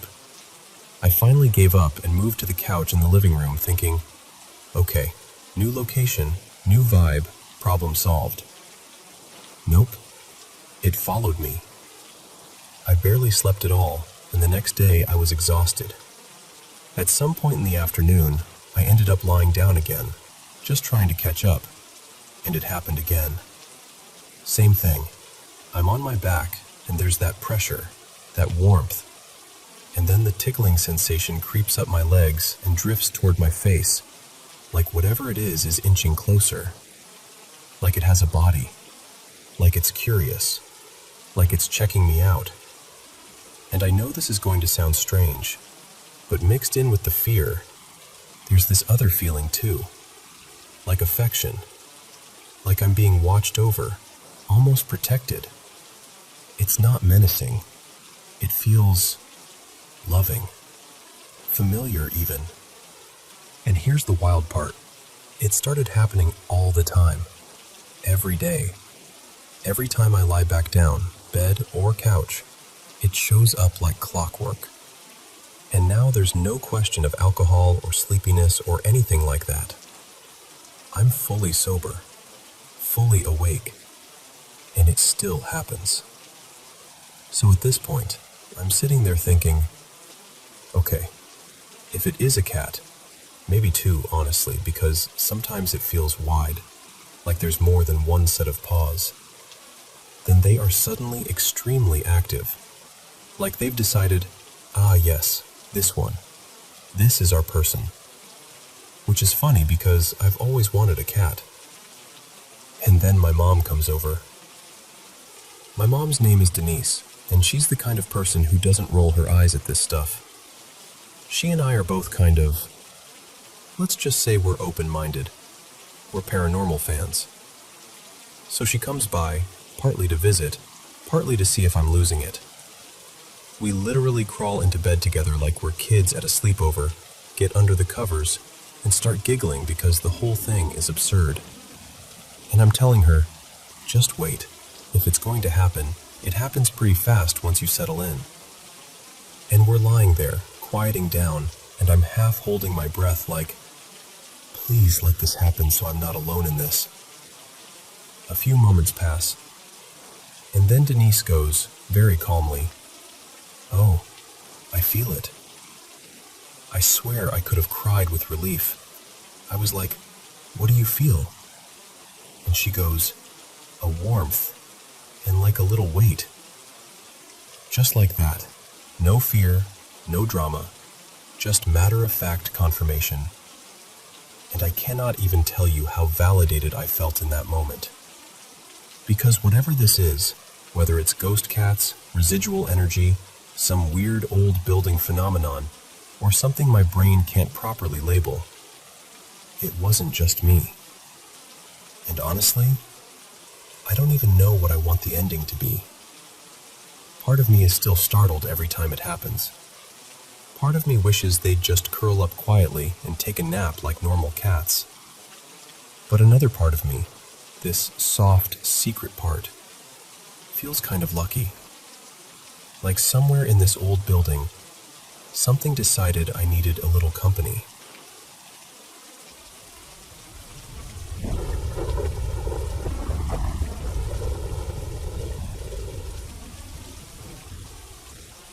Okay, so I'm going to tell you this the way it actually felt, because I've tried to talk myself out of it for years, and I can't. For most of my life, I was the kind of person who rolled their eyes at paranormal stuff. Like, sure, spooky stories are fun, but in real life, I always figured there was a normal explanation. But there's one night from when I was a kid that never left me. It was a long time ago, maybe 8 or 9 years back, when I was around 11. I remember being in bed, staring up at the ceiling, that weird in-between moment where you're not sure if you're drifting off or if you just woke up. The room was quiet, normal. And then I looked toward the window. Sitting in the windowsill was something. Not a person, not really. More like a shape, like darkness had weight and decided to fold itself into a body. It was crouched in this unsettling way, like someone perched for a jump. The closest comparison I can make is that comic book kind of pose, where the hands are down near the feet and the knees angle out wide, like it's balanced and ready. It didn't have a clear face, not eyes you could point to, but I swear to you it still looked like it was staring directly at me. And the emotion coming off it, God, it was so strong. Angry. Not just scary angry, but this sharp, hostile feeling like it hated that I could see it. I froze for a split second, then I just bolted. I ran straight to my parents' room and shook them awake, full panic, heart slamming, trying to explain through tears and stuttering. My dad, Ethan, got up right away, and my mom, Marisol, came with us. We went back to my room together, lights on, my parents scanning the window like they were going to catch a burglar. And it was gone. They did the parent thing, bad dream. You were half asleep. Your imagination got you. And I wanted to believe them.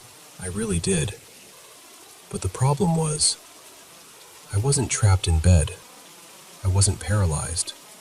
I hadn't been in a nightmare haze. I moved. I ran. I was awake enough to feel the carpet under my feet. So I kept that memory tucked away in my chest like a rock, heavy but hidden. Until recently. A few days ago, I was talking with my mom, just a normal conversation, nothing spooky, and she mentioned something that made my stomach drop so hard it felt like the air left my body. She told me she'd gotten up in the night to use the bathroom. She said she was fully awake, steady on her feet, not groggy. And when she stood up, she saw someone sitting in the windowsill. Not a shadow, not a coat hanging, not a shape, maybe. A dark figure, a man-shaped presence, and she said it felt angry. Then she described the way it was sitting, that same crouched, perched position, hands down near the feet, knees angled outward, like it was balanced there, watching. And here's the part that made my skin go cold. She said it didn't have a face, like there was just nothing there, a blankness where features should be. She went to the bathroom, came back, gone. And the whole time she was talking, she wasn't trying to scare me. She was just confused, disturbed, like she needed to say it out loud to make sense of it. She'd completely forgotten about what I saw as a kid. I hadn't brought it up in years. But her description matched mine so closely, it was like we were reading from the same script. And before you say it, because I tried to say it too, this wasn't sleep paralysis. I've had sleep paralysis before. I know what it feels like to be trapped in your own body, to panic because you can't move. This wasn't that. And once she said it, all these other moments I'd filed away as weird but probably nothing started crawling back. There's this story my mom told me from when I was a baby. My grandfather passed away shortly before I was born. Weeks before, I think. My mom has always said she felt like he never really got to meet me, and that made her sad. One night, when I was still tiny, she was standing in the hallway and swears she watched the handle of my bedroom door turn on its own. The door opened slowly, like someone was easing it open to peek inside. No drafts, no one behind it. She always said she believed it was her dad checking on me, and that story never scared me. If anything, it felt strangely comforting. Then there was another thing. When I was somewhere around 7, give or take, I woke up in the middle of the night and saw a man sitting in the corner of my room. Not looming, not threatening, just sitting there quietly, like he was waiting. I can't remember his face now, which is frustrating, but I remember the feeling. I wasn't afraid. I was confused, maybe, but not scared. It felt calm. The next morning I told my parents, and when we looked over at that corner, there was a big smiley face balloon tucked there. I'd drawn it myself earlier that week, so it wasn't weird for it to exist. But the thing is, in my memory, I didn't see a balloon. I saw a person. And now, after what my mom saw on the windowsill, I can't help wondering if my brain has been trying to translate something it doesn't understand into something it can handle. Like it picks man in the corner or balloon because the alternative is too wrong to process. And there's one more layer to all of this that makes it feel heavier. My family's had a rough run. Not in a dramatic movie way, just this long, grinding stretch of illness and bad luck. I've dealt with chronic health problems for as long as I can remember. My mom's been sick on and off for years. My dad's been battling depression for what feels like forever. We've even joked, half joked, that the house has bad energy, like it's just sad, like something in it sticks to you. I always dismissed that. I didn't want to be the kind of person who blamed hard life stuff on a curse. But after my mom described that faceless, angry figure in the same place I saw it, in the same pose, with the same feeling, I don't know. Now I'm sitting here thinking, what if there really is something in this house? Or what if it's attached to the room? Or what if it's attached to us? And the scariest part is how specific it is. Like it has a favorite spot. Like it knows where to sit. Like it's done it before. Like it can do it again whenever it wants. I'm not telling you this because I want to be dramatic. I'm telling you because I'm genuinely frightened. And I needed to say it out loud to someone who will actually listen, because I don't know what else to do with it.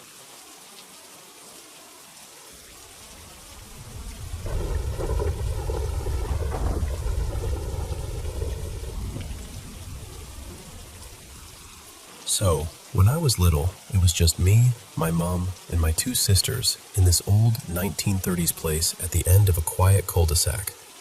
It looked like a normal family home from the outside. Small front garden, neat little row of neighbors, the kind of street where you'd hear kids kicking a ball around in summer. But inside, it never felt calm. My mom was with a man back then, Callum, and he had a temper that filled up the whole house. I grew up hearing shouting that would switch from slammed doors to the kind of silence that made your stomach twist. And it wasn't just him. My Aunt Denise would show up sometimes late and drunk, angry at everything and nothing. One of my sisters, Leanne, was older than me by years, and when she hit a rough patch with drugs, it was like living beside a storm, unpredictable, loud, and terrifying. Even as a kid, I didn't sleep in total darkness.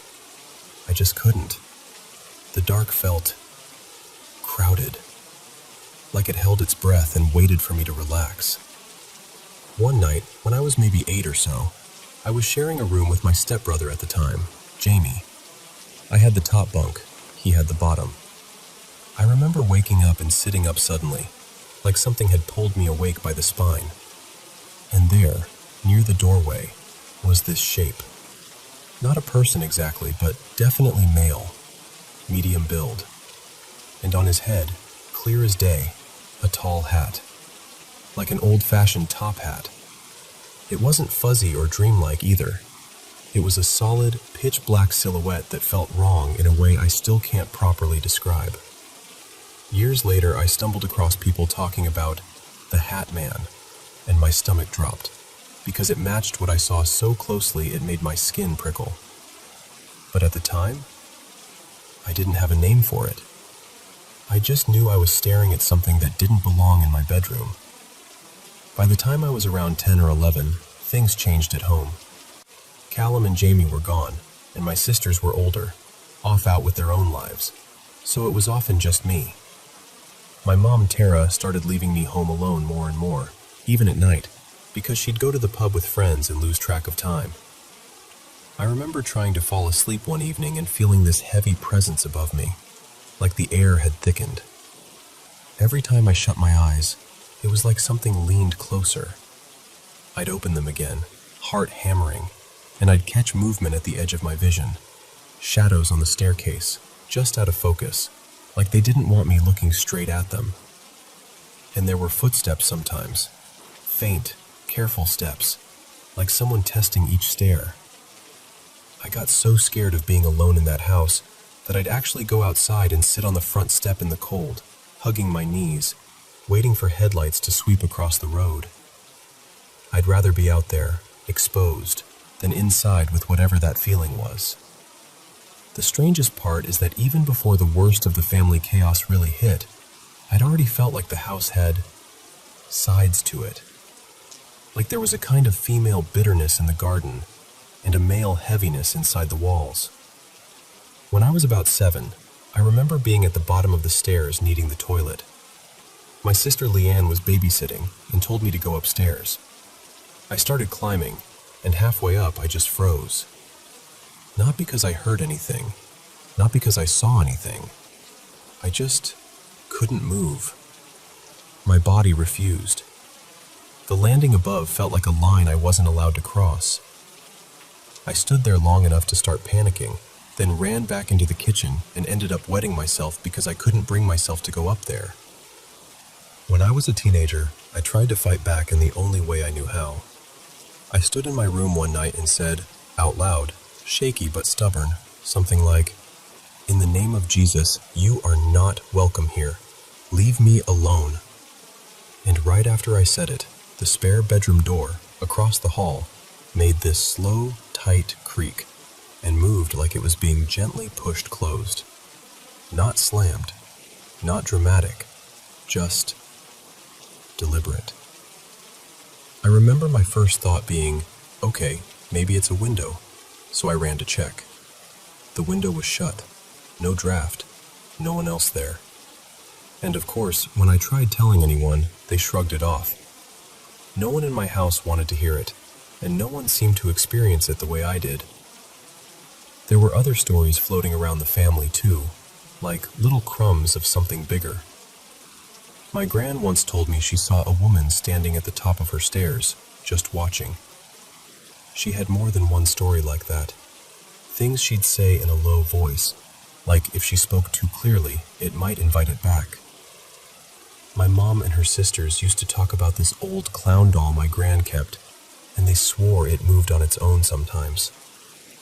They also talked about footsteps pacing and tapping on a wall. But my mom always insisted it was imagination, nerves, everyone winding each other up. One of my sisters had a moment too. She once said that when she was home alone having a bath, she heard something fall and hit the floor hard, like a heavy object. When she got out to check, nothing was out of place. Later on, she claimed she didn't remember saying it, which honestly made it feel worse somehow, like the house swallowed people's certainty. The thing that made me feel the least crazy, though, was when my sister's friend, Mia, stayed with us for a while. She brought her boyfriend over one evening, and the two of them were home alone. Later, Mia told me, wide-eyed and deadly serious, that a tray had slid, or more like flown, from a counter in the kitchen and landed on the floor across the other side of the room. And her boyfriend swore he saw it too. That's what stuck with me. Because it wasn't just a feeling, or a shadow you could blame on tired eyes. If they were telling the truth, it was something physical. A couple of years ago, I ended up talking about all of this with two old childhood friends, people I'd known back then, when I still lived in that house. I hadn't told anyone outside family as a kid, not really. I just kept it tucked away like a shameful secret. One friend told me she always felt like something was in the walls, like the house had a pulse you couldn't see. Another friend, who'd gotten into spiritual practices as an adult, said she felt a dark female presence connected to the garden shed out back. And then, this part still gets me.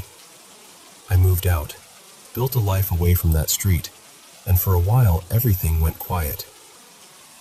Until it didn't. About 8 years after leaving, I started feeling watched again.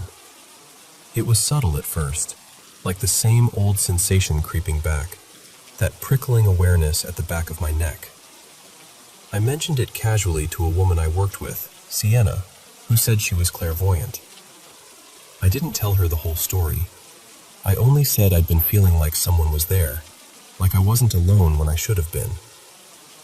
She looked at me and said, very calmly, that she'd sensed something around me for a while. She called it a negative attachment.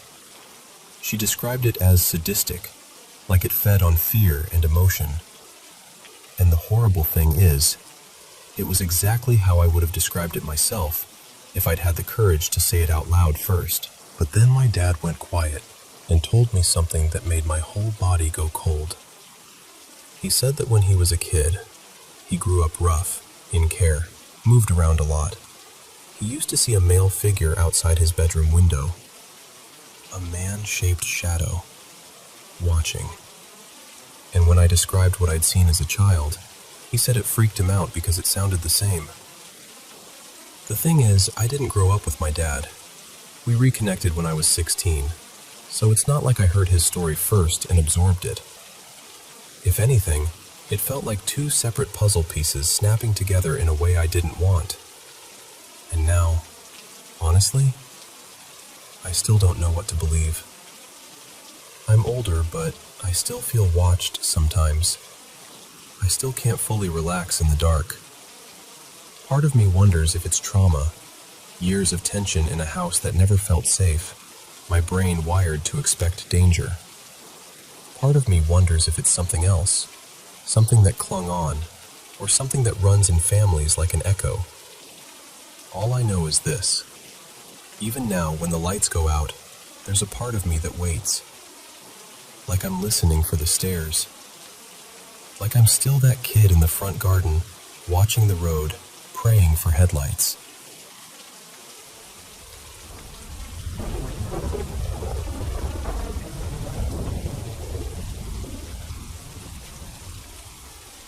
Hey, thanks for listening. I'm Elena, and this is one of those memories that never really leaves you, no matter how much time passes. So, when I was a kid, maybe 8 or 9, somewhere in that range, I had this experience that still makes my stomach tighten when I think about it.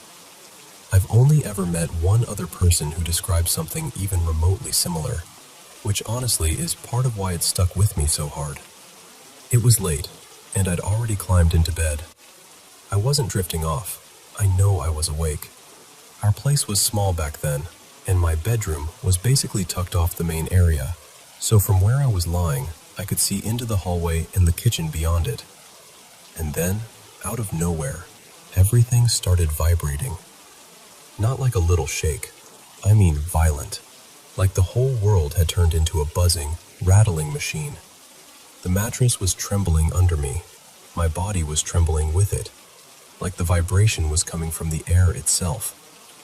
It lasted only a few seconds, maybe 3 or 4, but it felt longer because my brain couldn't catch up to what was happening.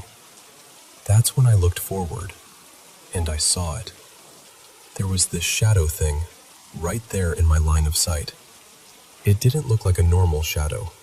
The best way I can explain it is that it looked flat, almost two-dimensional, like someone cut a shape out of darkness and held it upright. It had this rounded head and these short horns that curved up from the sides. I can't swear on every detail, but I remember thinking it had hands that ended in points, like claws. And while the room kept vibrating like crazy, it started moving toward me. I keep saying moving, but it didn't walk like a person.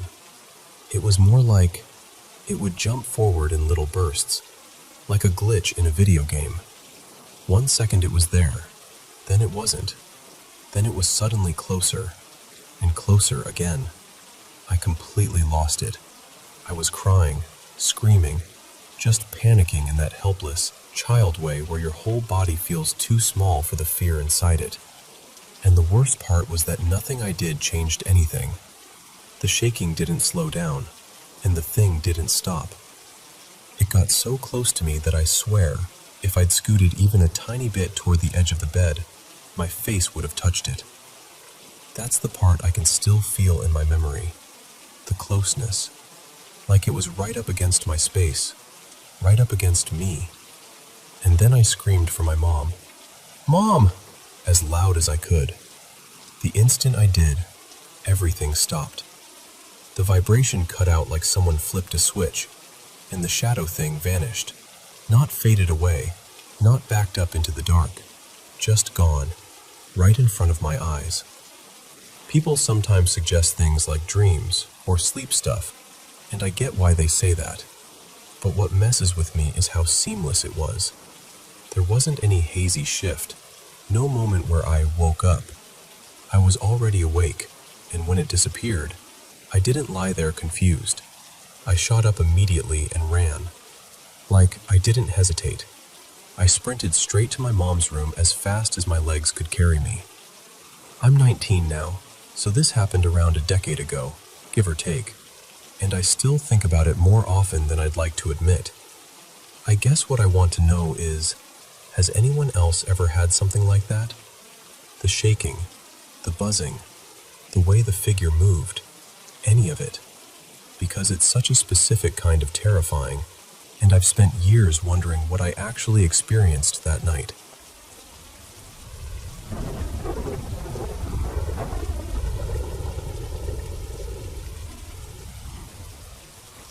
So, let me tell you about my mom's place. It's this big, creaky old house, something like 120 years old now, and I used to live there full-time for a long stretch. And in my family, believing in ghosts isn't some quirky idea we joke about. It's just normal. Like, of course there's something here, kind of normal. Especially when we first moved in, maybe 8 or 9 years ago. There were little things that happened often enough that nobody could really shrug it off. Funny thing is, I was never the one with the most stories.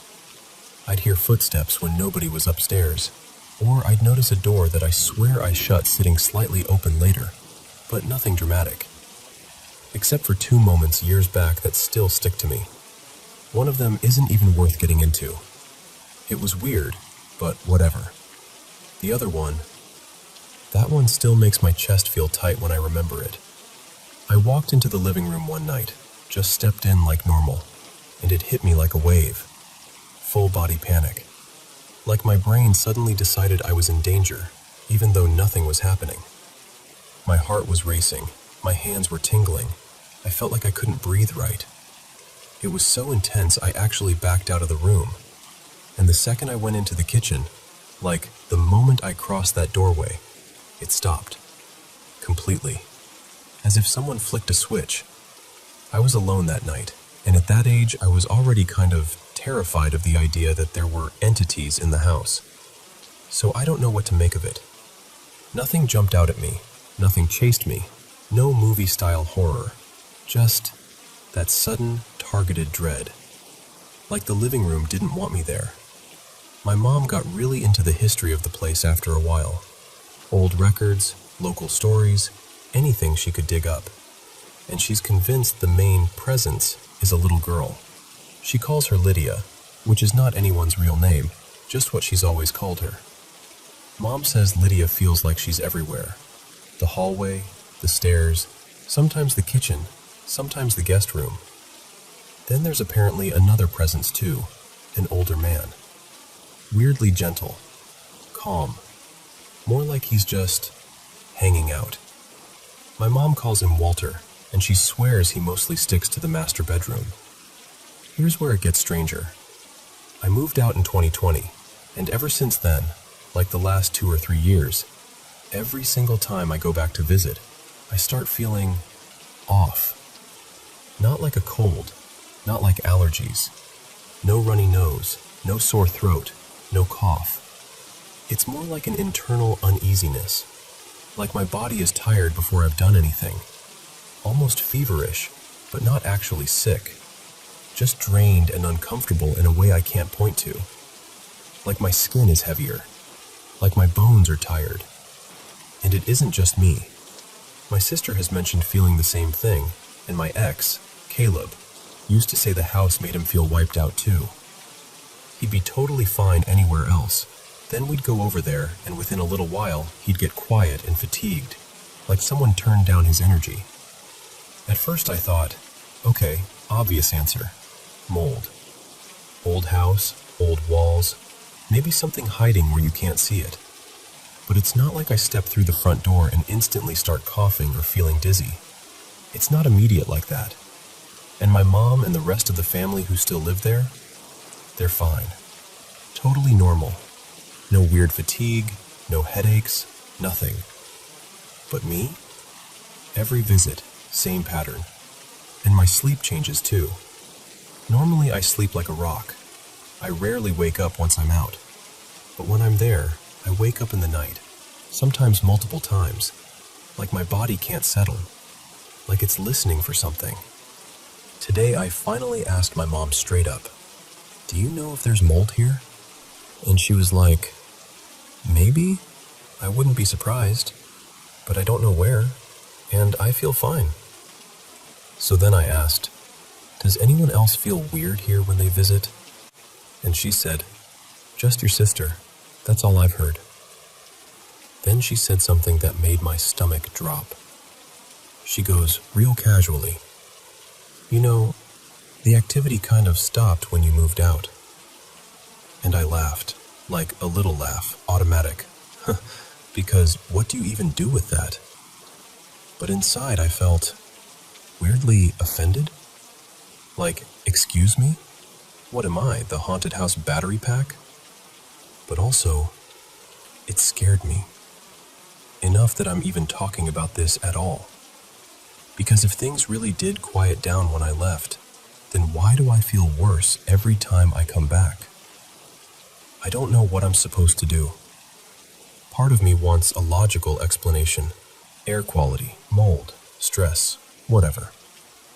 And another part of me can't ignore the pattern, or that living room moment, or the way my body reacts like it's bracing for something I can't see. And I keep coming back to this thought. I don't want a fight. I don't want to get rid of anything. If there is something there, Lydia, Walter, whatever it is, I don't want war. I want peace. I want to understand what's wrong. I want to stop feeling like the house is pulling the energy right out of me. I just don't know how to make peace with something I can't even prove is there.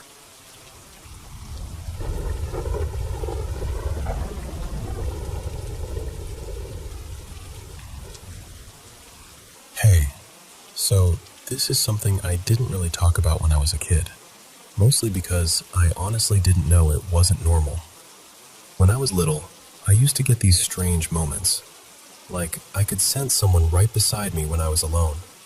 Sometimes I'd hear a voice, like a quick whisper or a soft conversation, and then I'd realize there wasn't actually anyone there. And once in a while, it felt like something brushed my shoulder or pressed gently against my arm, the way a person does when they're trying to comfort you. The weird part is, it never felt threatening. If anything, I always felt safest in places that are supposed to feel creepy, like cemeteries. I know that sounds backwards, but graveyards always felt calm to me, like being wrapped up in a quiet blanket.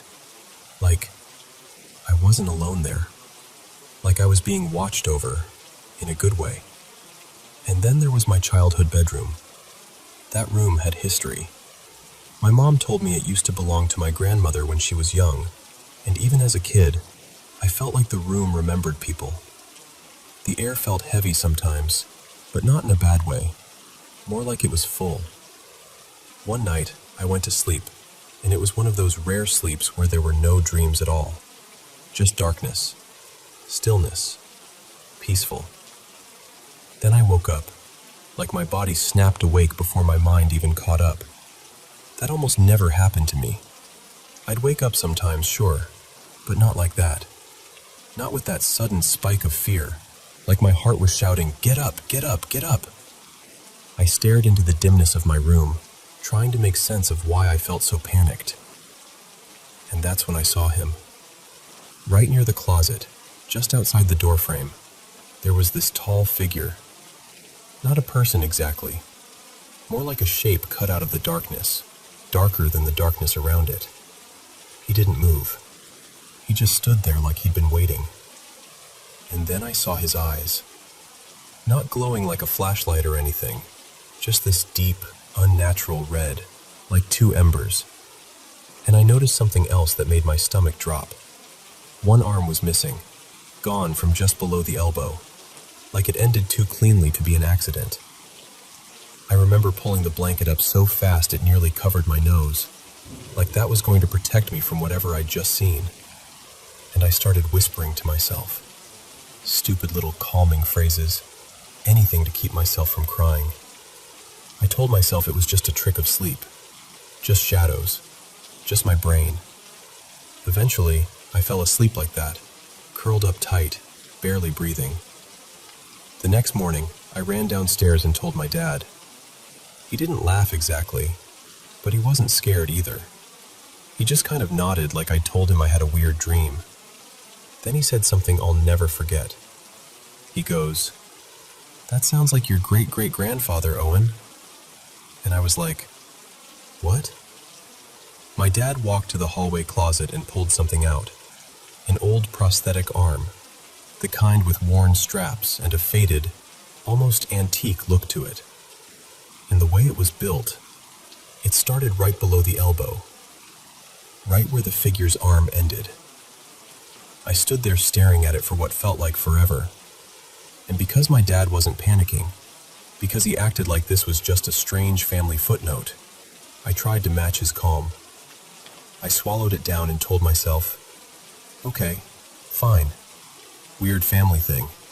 Moving on." I didn't really talk about it again for years. But when I was older, I finally mentioned it to my grandmother, Nana Ruth, just casually, like I was testing the water. And she didn't look surprised. She smiled, like I just reminded her of something sweet. Then she told me her story. Not rushing, not looming, just present.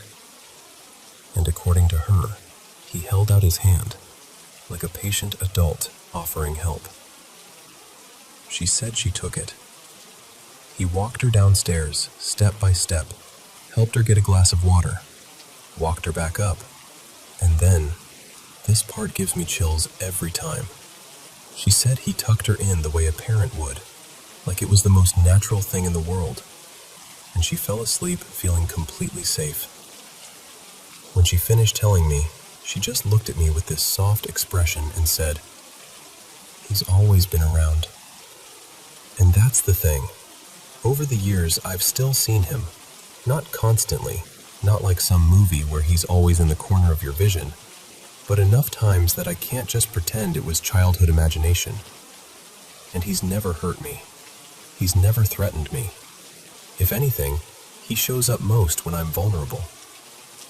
Once, when I was really sick, like feverish, miserable, the kind of sick where the room feels like it's tilting, I kept noticing a shadowy figure watching from the edge of the doorway. Not staring in a predatory way, more like checking on me, like a quiet guard. It's hard to explain without sounding ridiculous, but it felt like concern.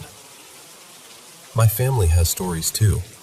Nana Ruth does, and my cousin Marin, who's just a little older than me, used to talk about a shadow friend when we were kids. She'd play in her room and leave space for him like he was really there. She even gave him a name, the Shadow Man. The creepy part is, neither of us knew the other had seen anything like that. We never compared notes. We never even talked about it.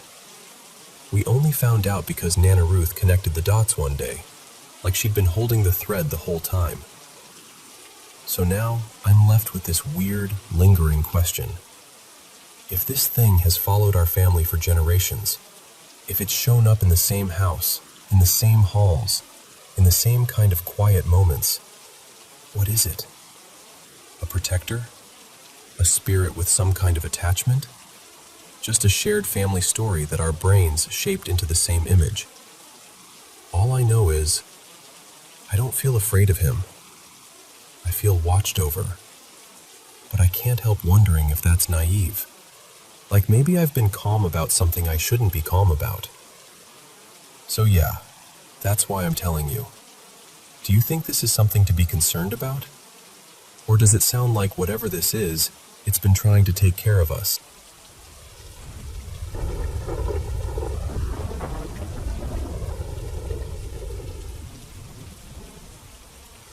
So, I don't talk about this a lot, because even saying it out loud makes my skin prickle a little. But I'll start at the beginning. My first memory of it. It was Christmas Eve, and I was about 6 or 7. My brothers and sisters and I had all camped out in the living room together, like we always begged to do. Blankets on the floor, whispering until we got shushed, the whole thing. At some point in the night, I woke up. One of those half-awake moments where the room feels too quiet, like it's holding its breath, and I saw something moving down the hallway. At first I thought, "Oh, it's just our dog. We had this big black shepherd mix back then. His name was Ranger, and he padded around the house at night sometimes." Still, it startled me enough that I just watched. The shape came into the living room and drifted toward this sunken seating area we had, kind of like a little step-down nook. It had built-in couches with wooden backs, and those backs were narrow, honestly, not wide enough for a dog to balance on. But the thing, this dog-shaped figure, hopped up onto the back of the couch anyway. Not clumsy, not scrambling, more like a cat, smooth and weirdly precise. And then it perched there, completely still, like it had done it 100 times, just watching all of us sleeping. That's when the dread hit me, like someone poured ice water down my spine. I remember my chest tightening, my eyes stinging, and then I started crying. Quiet at first, then harder. I squeezed my eyes shut and just stayed frozen under my blanket until I eventually fell asleep again. For years, I tried to write it off as a nightmare. Except, later, when I brought it up, my siblings all went, "Wait, you remember that?" They didn't see what I saw, but they remembered me crying and being absolutely terrified in the middle of the night. That part was real. The next time was in high school. I woke up suddenly, and the first thing I saw was a shadow in the corner of my room. And my room was on the same floor, down the same hallway where I'd seen that dog-shaped figure when I was little. I remember staring so hard my eyes watered, trying to make my brain explain it away. A jacket? A chair? One of my sisters messing with me? I cycled through every excuse like I could force it to become normal. But the longer I looked, the more wrong it felt. The outline was dog-like, but the joints, this is the part I can never quite explain without sounding ridiculous. The joints looked human, like the way an arm folds or a knee bends.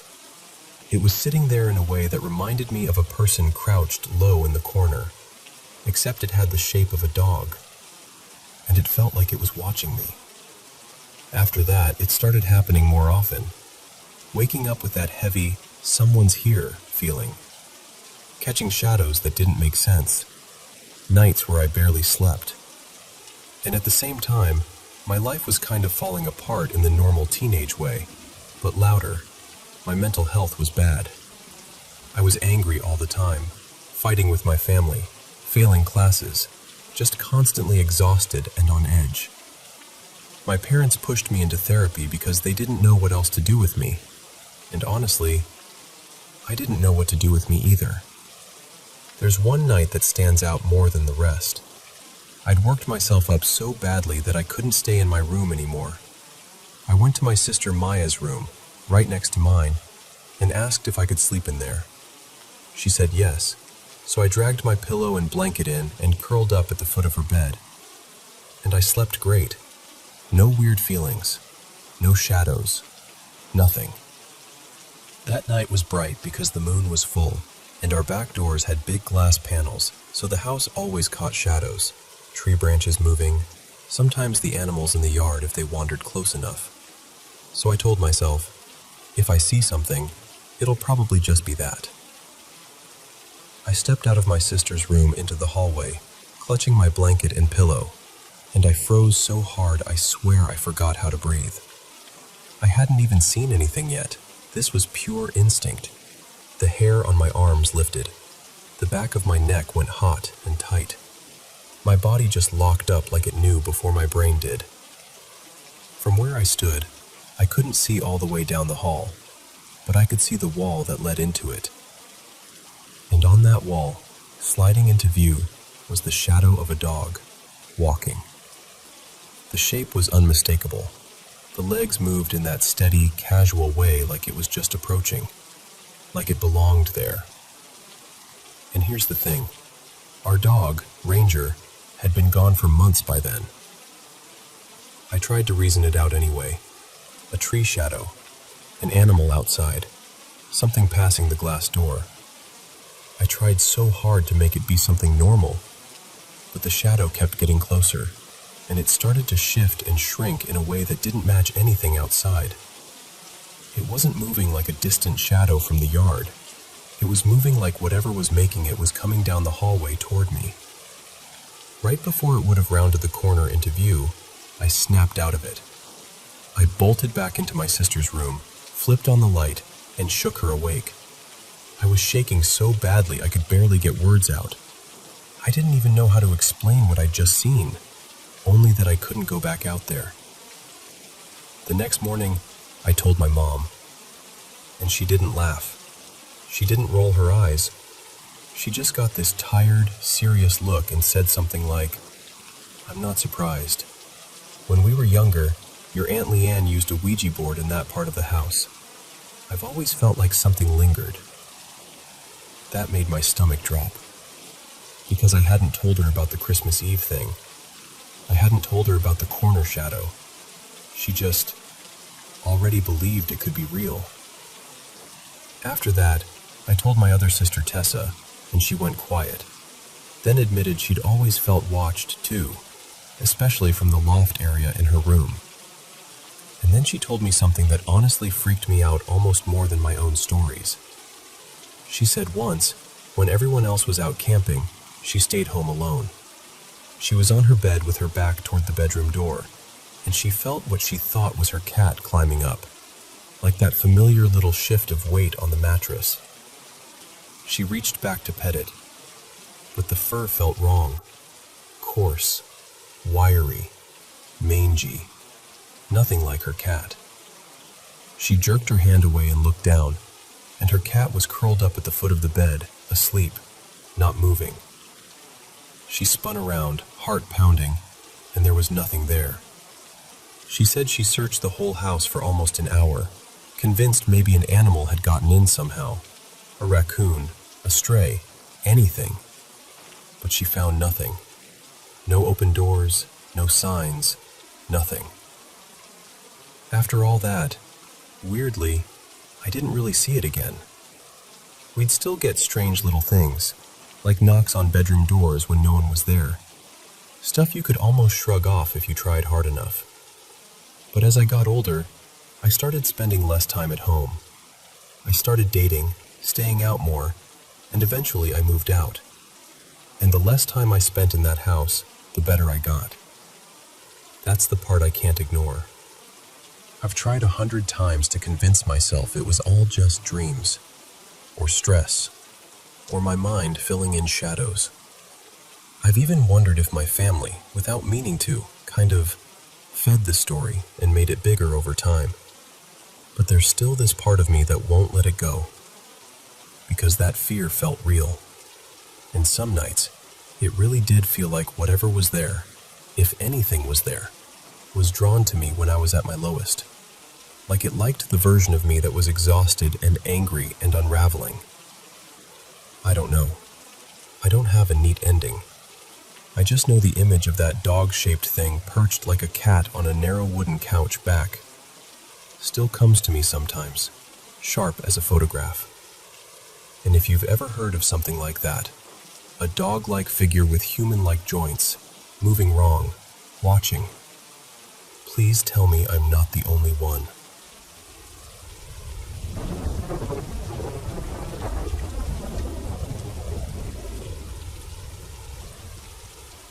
So, I've always been that kid, the sensitive one, the one who notices everything.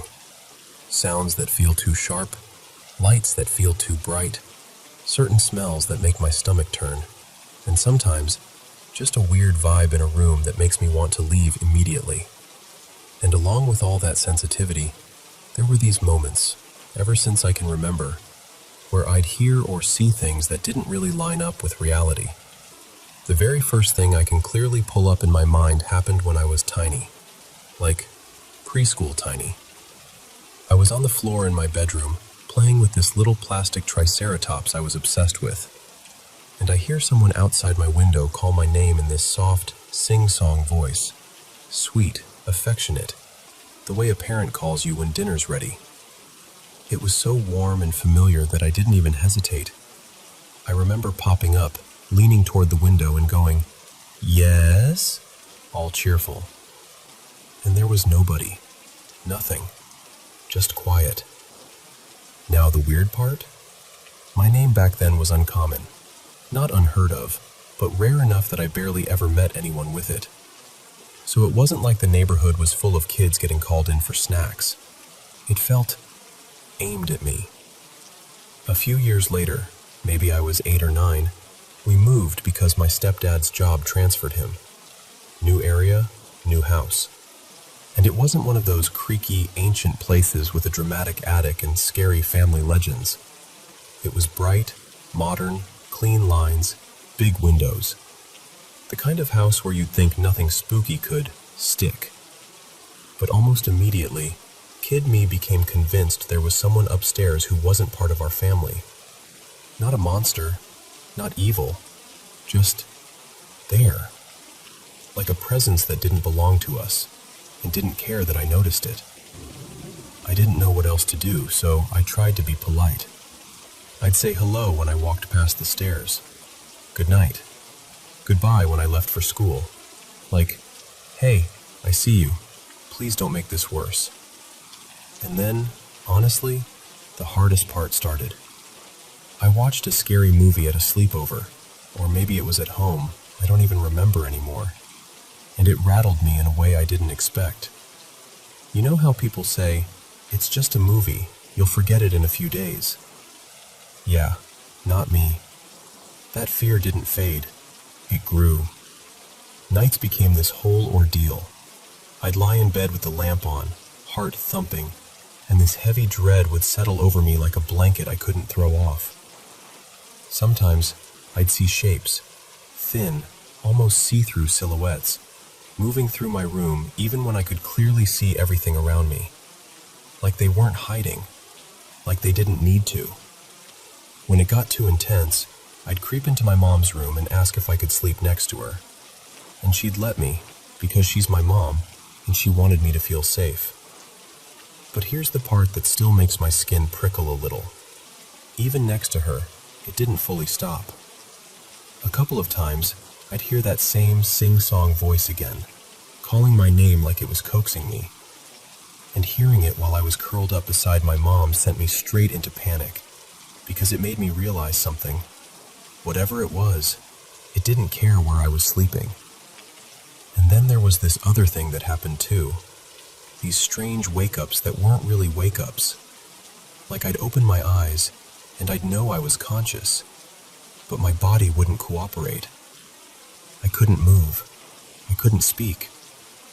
And sometimes I'd get this sensation of drifting upward, floating, like I was lighter than air.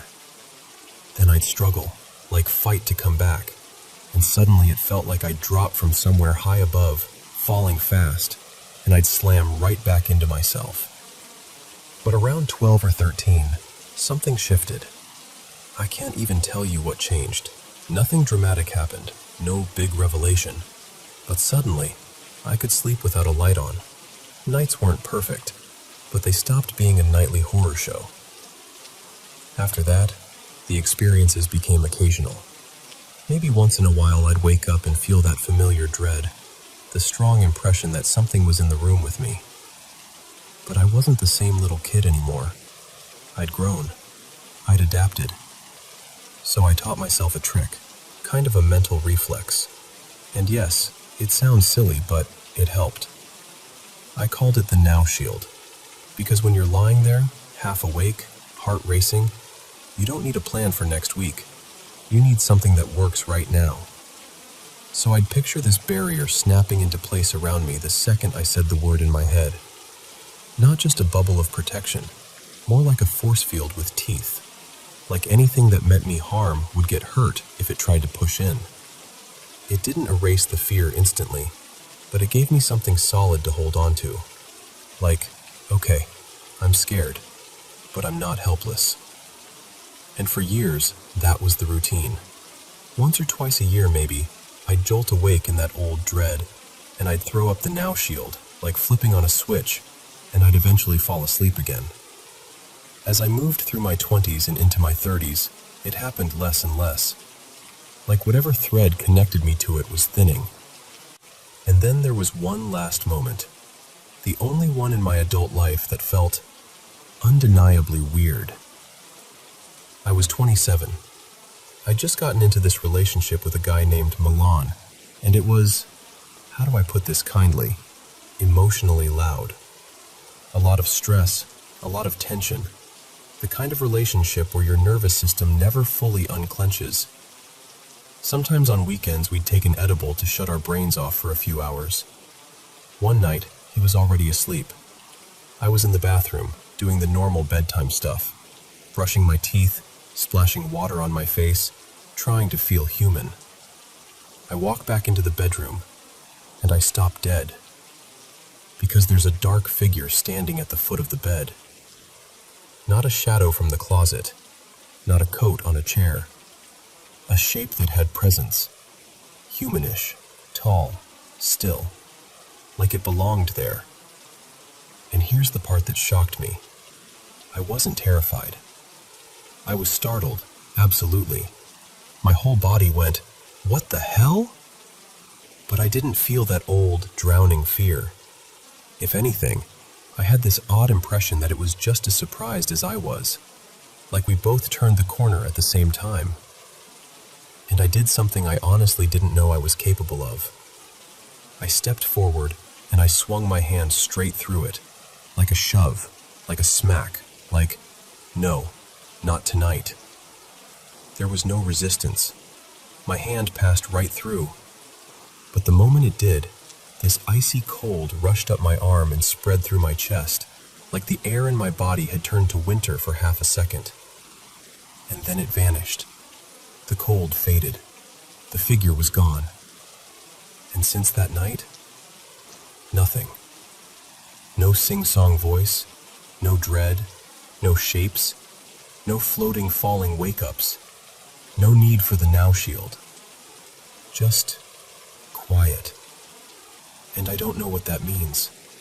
I don't know if it was my brain, my stress, the edible, the house, my nervous system, something spiritual, something psychological, maybe a tangled mix of all of it. But what I do know is this. For the first time since I was a kid, the night finally felt like it belonged to me.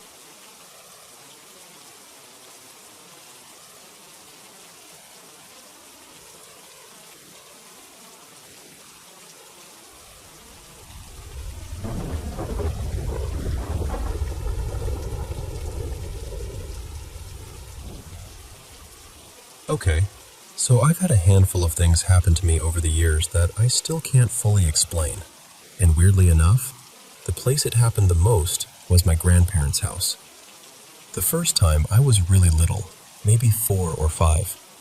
I remember staying the night there, just visiting, and we were all in the living room watching TV. At some point, I had to pee so bad I thought I was going to explode, so I ran to the bathroom.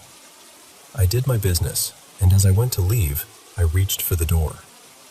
My hand was still on the inside handle as I started to pull it shut behind me. And I swear to you, I felt this cold, tiny hand slide right over mine, like it grabbed my hand on top of the handle. And then I heard a little girl's voice, right up close by my ear, whisper one word. Not my name, something else. She whispered, "Mason." I spun around so fast my heart practically jumped out of my throat. And there was nothing there. The bathroom felt way darker all of a sudden, like the air got heavier, and I just bolted, straight back to the living room. I told my grandparents what happened, and they kind of laughed it off like, "Oh, you've got a big imagination," the way adults do. And sure, I did. Like I loved drawing monsters and pretending I was some superhero when I ran around outside. But I wasn't the kind of kid who made up voices in my ear or felt hands grabbing mine. That didn't feel like pretend. That felt real. The second time was years later, still at my grandparents' place, only this was after my grandma had passed away. We were all there for a holiday dinner. I want to say it was Thanksgiving, but it might have been Christmas.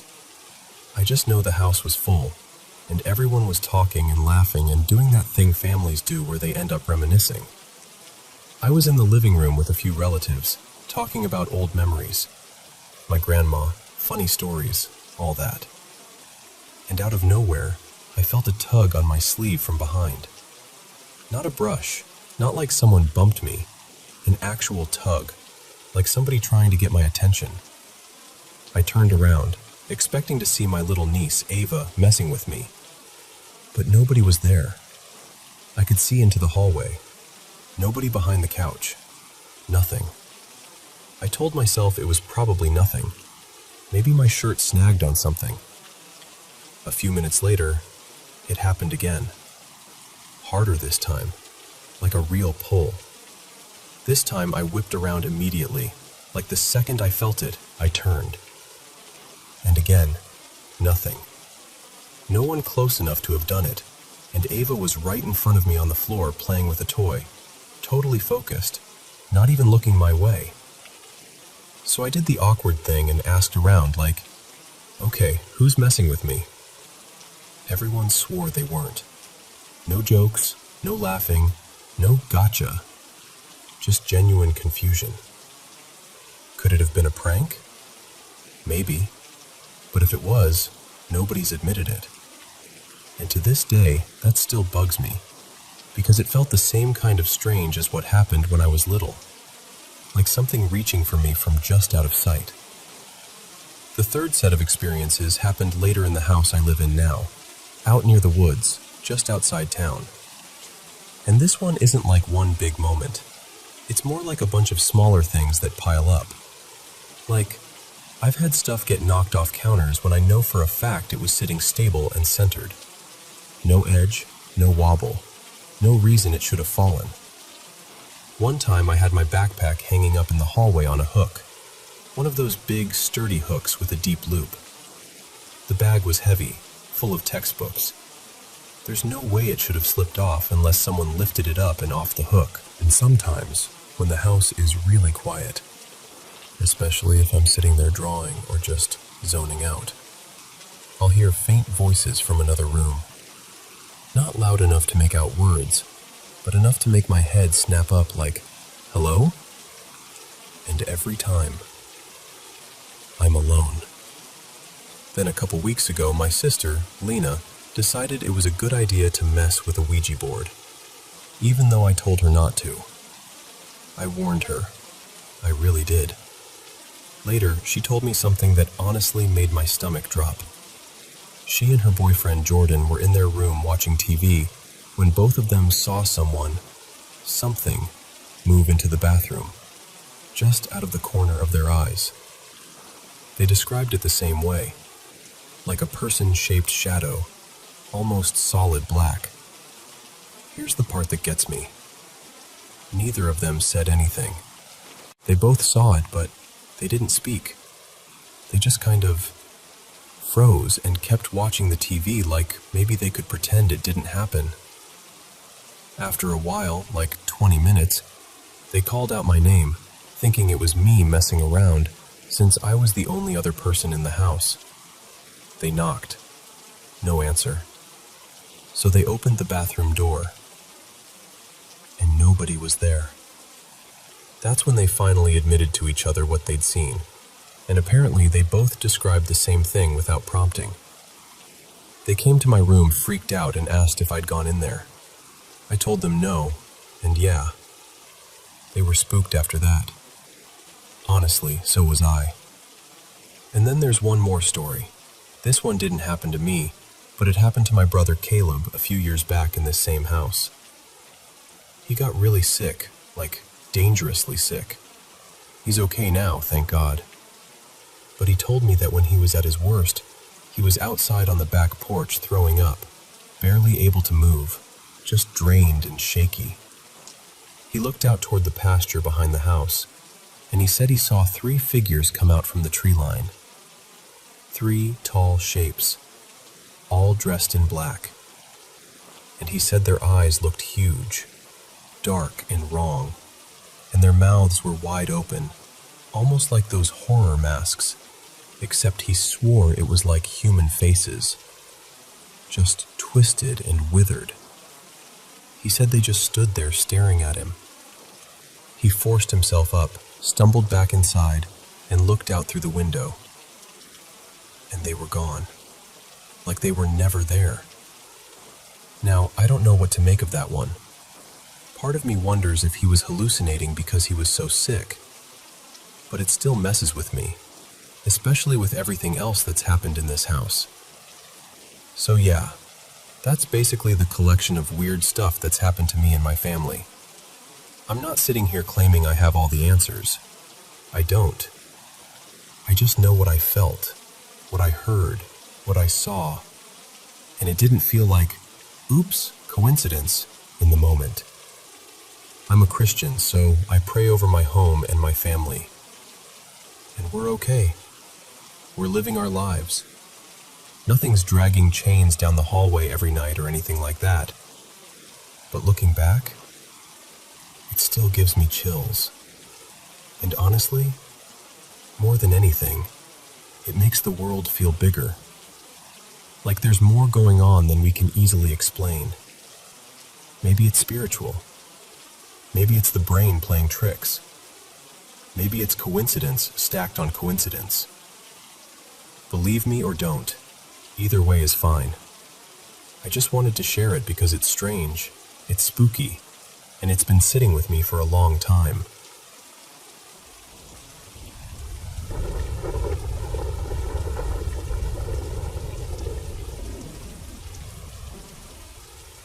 So, I want to tell you about my grandma. Her name was Mei Ling, and the strangest, most comforting dream I've ever had. It started in late September 2024.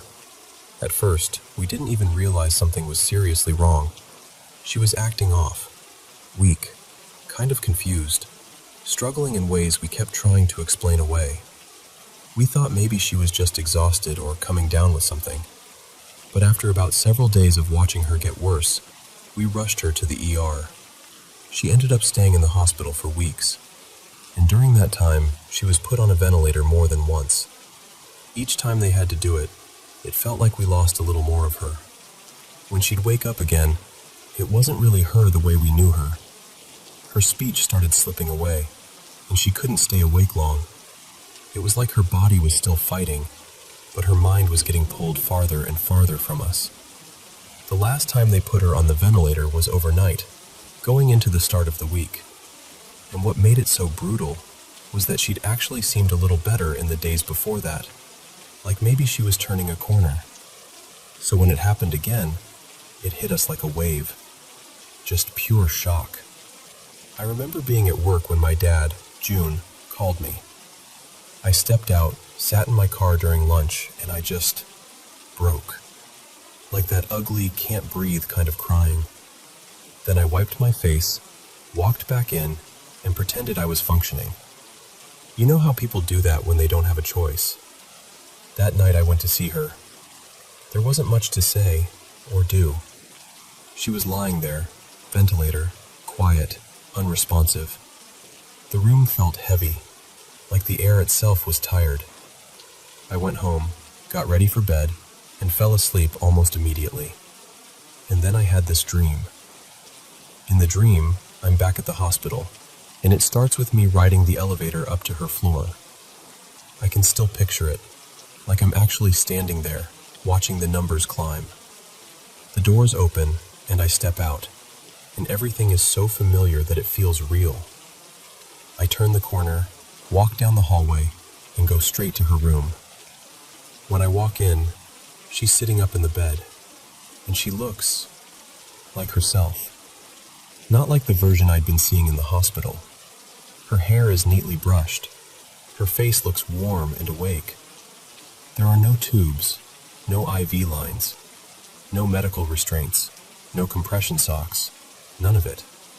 Her eyes are bright, like the way they used to be when she'd tease me or laugh at something on TV. And she's smiling at me, really smiling.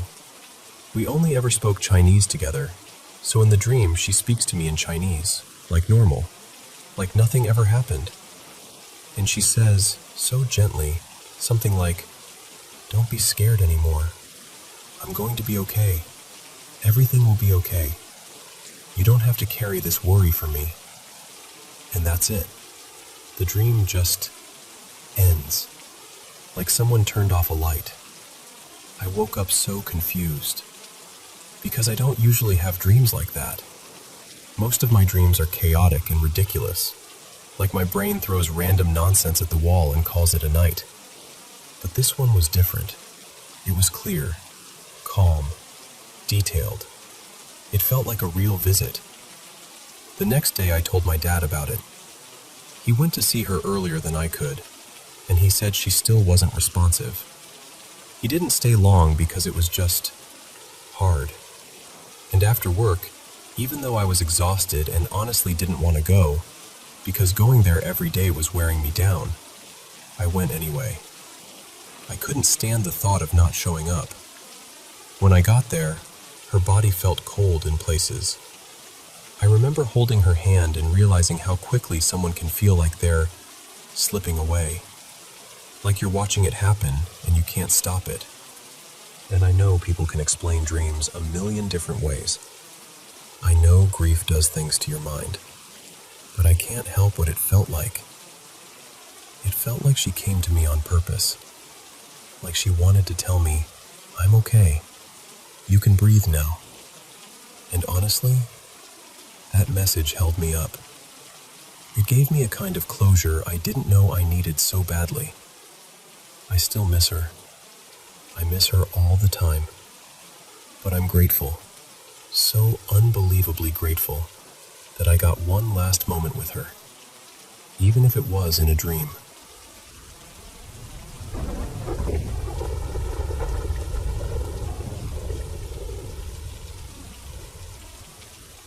Okay, so I have to tell you about what happened the other night, because it seriously messed with me in a way I didn't expect.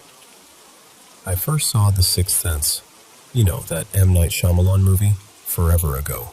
Like when it was still one of those, you have to see this films everyone was talking about. Back then, I remember thinking it was brilliant. Genuinely. I told people to watch it, recommended it without hesitation, the whole thing. Fast forward to a few nights ago. My husband, Evan, and I were scrolling around, doing that classic, nothing looks good routine. And somehow we land on The Sixth Sense. He'd never seen it, which felt almost impossible to me, so I was like, oh, we're doing this. Tonight. I remembered the famous twist, of course I did. But I'd forgotten most of the rest. I honestly thought it would be fun, like revisiting an old classic where you notice new details and appreciate how well it's made. And while we were watching it, that part was true. It is incredibly well done. The acting, the mood, the slow burn of it, it's just a good movie. But when it ended, I fell apart. And I don't mean like, oh, that was creepy. I mean I was wrecked. I got this intense, sick, unsettled feeling that dug into me and would not let go. Like my body was reacting as if something I'd seen wasn't fiction. It was a warning. Like it had tapped into something real, something too close. I remember sitting there afterward trying to act normal, like, haha, wow, great movie. But inside I was spiraling. My chest felt tight. My skin felt prickly. And the worst part was this heavy, awful certainty, like, that's how it is. That's what's really out there. So I started doing what I always do when I'm freaked out. I tried to explain it away. I asked myself if maybe the first time I watched it, I was going through something stressful, and this second viewing just reopened that feeling. But I can't point to anything specific. Nothing obvious. No clear trigger. What I can say is this. The way the movie portrays ghosts feels disturbingly believable to me. Not the theatrical stuff, not the dramatic, floating sheet nonsense, but the way they seem stuck in their own pain, repeating patterns, showing up with this raw emotion still clinging to them. That part hit me like a punch because it matched something I've quietly felt for a long time. I've never had some vivid, full-on experience like the kid in the movie. Nothing like seeing someone standing clearly in the hallway or talking to a dead person in a room. but I've always felt like the distance between me and whatever you want to call it is smaller than it is for other people. Like there's a thinner veil, a thinner membrane. I've had moments, tiny ones, where a room suddenly feels occupied in a way I can't explain. Or I get that sensation of being watched when I'm completely alone. Or I'll walk into a space and it feels emotionally charged, like the air is holding on to something that happened there. And I know people can call that anxiety, imagination, suggestion. Trust me, I've said all of those words to myself too. But after watching that movie again, it felt like the film was speaking the same language as those moments. Like it wasn't inventing the idea of the paranormal, it was recognizing it. And here's the part that's hard to admit. I haven't slept properly since. Every time the house gets quiet, my brain starts replaying images, and it's not even specific scenes, it's the feeling of the movie. That grim, real, unavoidable sense of, what if? I keep thinking I'm going to open my eyes in the dark and see something. I keep bracing for a sound, a presence, a shift in the air. It's gotten to the point where I'm honestly worried about myself. Like, am I just overtired? Did I freak myself out so badly that my nervous system is stuck in fight or flight? Or did the movie press on something I've kept tucked away, and now I can't shut the door again? So I have to ask, because I feel a little alone in this. Has this ever happened to you? Have you ever watched something and it didn't just scare you, it shattered you? Like it climbed into your life and wouldn't leave? Because that's where I am right now. And I hate how real it feels.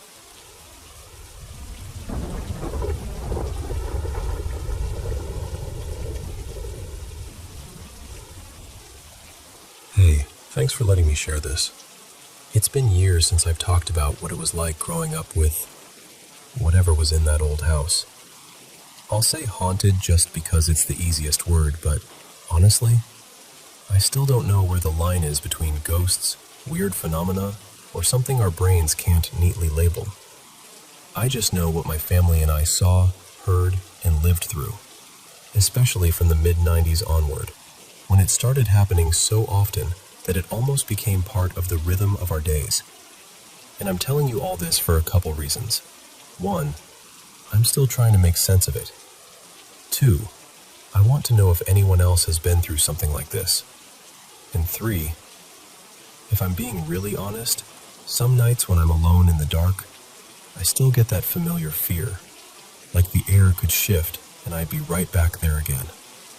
I'd love to believe it was tied to that place and that it's not something that could follow me, or my kids. So, quick background.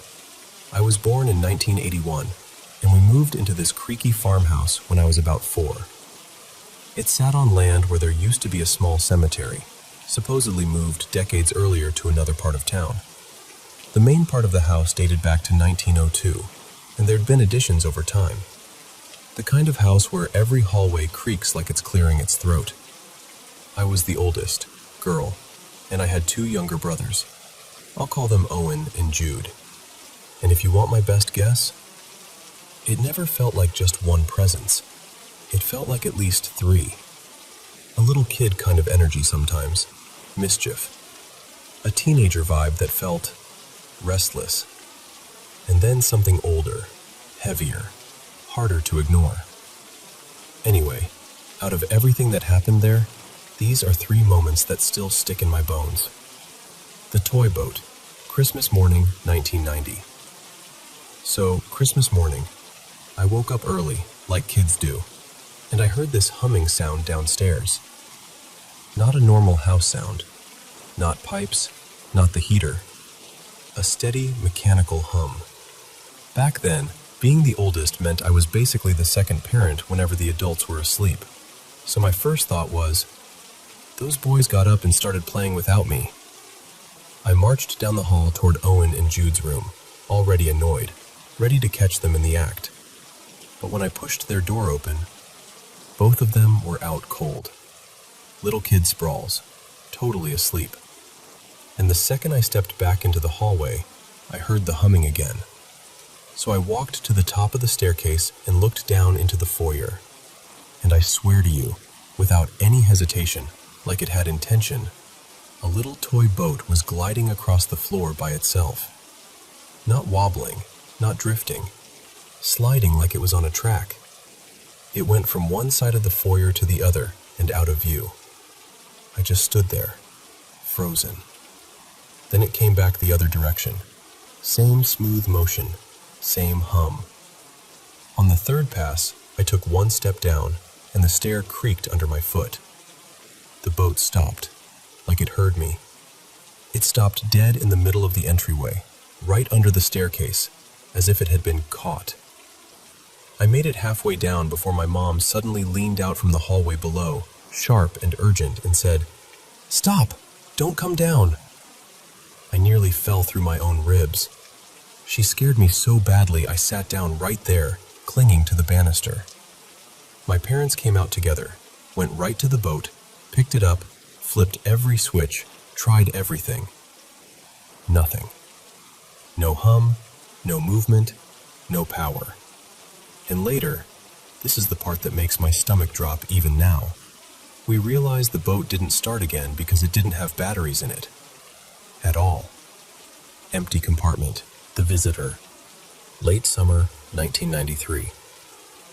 This one is harder to tell. It still makes me feel small. It was about a month after my 12th birthday, and we were in the middle of this awful heat wave. The house held heat like a trapped animal. That night, I brought a glass of water to my room and left it on my nightstand because I kept waking up thirsty. I don't know what time it was, but I woke up suddenly, wide awake, with this pressure on my legs, like something heavy had settled across my shins. I blinked and looked down, but I couldn't see anything. And then that pressure started moving, slowly, crawling upward. It slid up my body, and then, in this terrifying, deliberate way, it pinned my wrists down beside my head, like hands holding me, but invisible. I tried to scream, like I really tried, but no sound came out. My mouth opened, my chest strained, and it was like the air refused to carry my voice. I fought, I thrashed, and whatever it was shook me, hard, against the mattress. Not like a dream, not like a twitch. Violent, controlled motion. For one panicked second, I thought, earthquake. I grew up in California, so that fear is wired in. But then I looked at the glass on my nightstand. The water was perfectly still. No ripple, no tremble, which meant it wasn't the room shaking. It was me. Somehow, pure adrenaline, pure survival, I broke free enough to finally get sound out. I screamed. And right after that, Owen screamed too. My parents came rushing, and all of us met in the hallway near the stairs. We could hear Owen crying from inside his room. When we got to him, he was sitting up in bed, shaking, sobbing so hard he couldn't breathe right. And what we pieced together, over that night and into the morning, was this. My scream had woken him up. He sat up, confused, and then he saw a dark figure rush past his doorway from the direction of my room. And as it moved through, it turned, just briefly, and he said it looked right at him. Then it went through his room and straight out through the wall, like the wall wasn't even there. That experience messed him up for weeks. He started stuttering afterward, just from the shock of it. And me. I couldn't stand sleeping alone. I slept in my brother's room for months after, squeezed into a bed with Jude, because the thought of whatever had been on me, I couldn't bear it. I still can't, honestly. The Shadow, 1995. By the time I was 14, I'd lived with enough weird that I wasn't as easily startled. But this night was pure primal fear. I woke up with that unmistakable feeling of being watched. You know what I mean? Like your body recognizes eyes on you before your mind catches up. I was lying on my side with the blanket pulled up, and I could feel something behind me, near my shoulder, and also this sense of presence at the foot of my bed. I wanted to roll over. I couldn't. It was like fear had glued me in place. After a few seconds, maybe longer, time does strange things in moments like that. I forced myself to sit up, and there it was. A shadowy figure standing about 3 feet from the foot of my bed. Not huge, roughly my height, maybe 5 foot something. Human-shaped, but not detailed. Like darkness that had decided to take a person's outline. I stared at it, heart hammering, and something in me snapped, like I was tired of being hunted in my own room. So I yanked my feet back out of reach and I told it, out loud, to get the hell out of my room and never come back. And the craziest part? It listened. It didn't rush me. It didn't react with anger. It just sank. Like wax melting. Like ink soaking into paper. It faded straight down through the floor and vanished. And I sat there shaking, thinking, did that really just work? Her words were so clear, I can still hear them exactly. There's something black coming through the ceiling. And yeah, my parents' bedroom was directly beneath mine. So whatever had been standing at the foot of my bed wasn't just in my room. It was moving through the house like it belonged there. That farmhouse gave me a whole childhood full of moments like that. Those are just 3 that stayed sharp, but there were so many more. And I guess what I'm asking you, if you've made it this far, is, does that sound like ghosts to you? Or something else? And if you've lived through anything like this, please tell me. Even if it's just to say, yeah, I believe you. Because part of me still wants to know it was tied to that place, and that it can't reach out from the dark and find us again.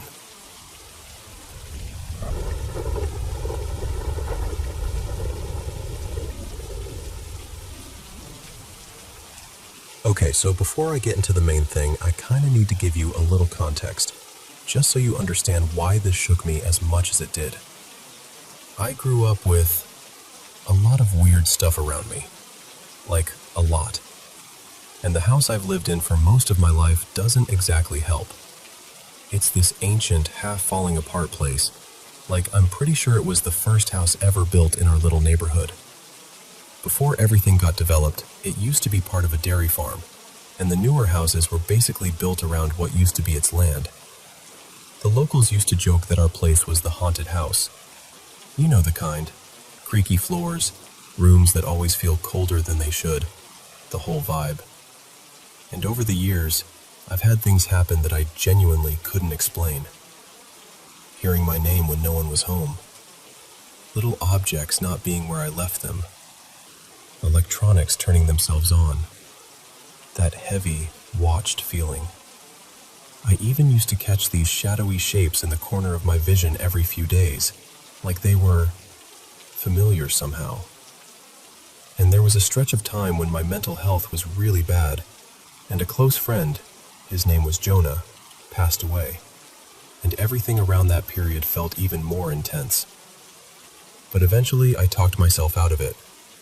I told myself it was grief, stress, my brain spiraling, the house settling, old wiring, anything. I basically decided, okay, you were in a dark place. You were seeing patterns that weren't real. And honestly, I got better. I'm in a much healthier place now than I was back then. I'm still open-minded about weird stuff. Afterlife, energies, whatever. But I'm not out here trying to convince myself everything is paranormal. Alright, so that's the background. Here's what actually happened. A couple weeks ago, I ordered this super cheap Ouija board. Not because I wanted to use it, more like aesthetics. I've got this dark, moody room theme going on, and it felt like the kind of creepy decor piece that would look cool on a shelf.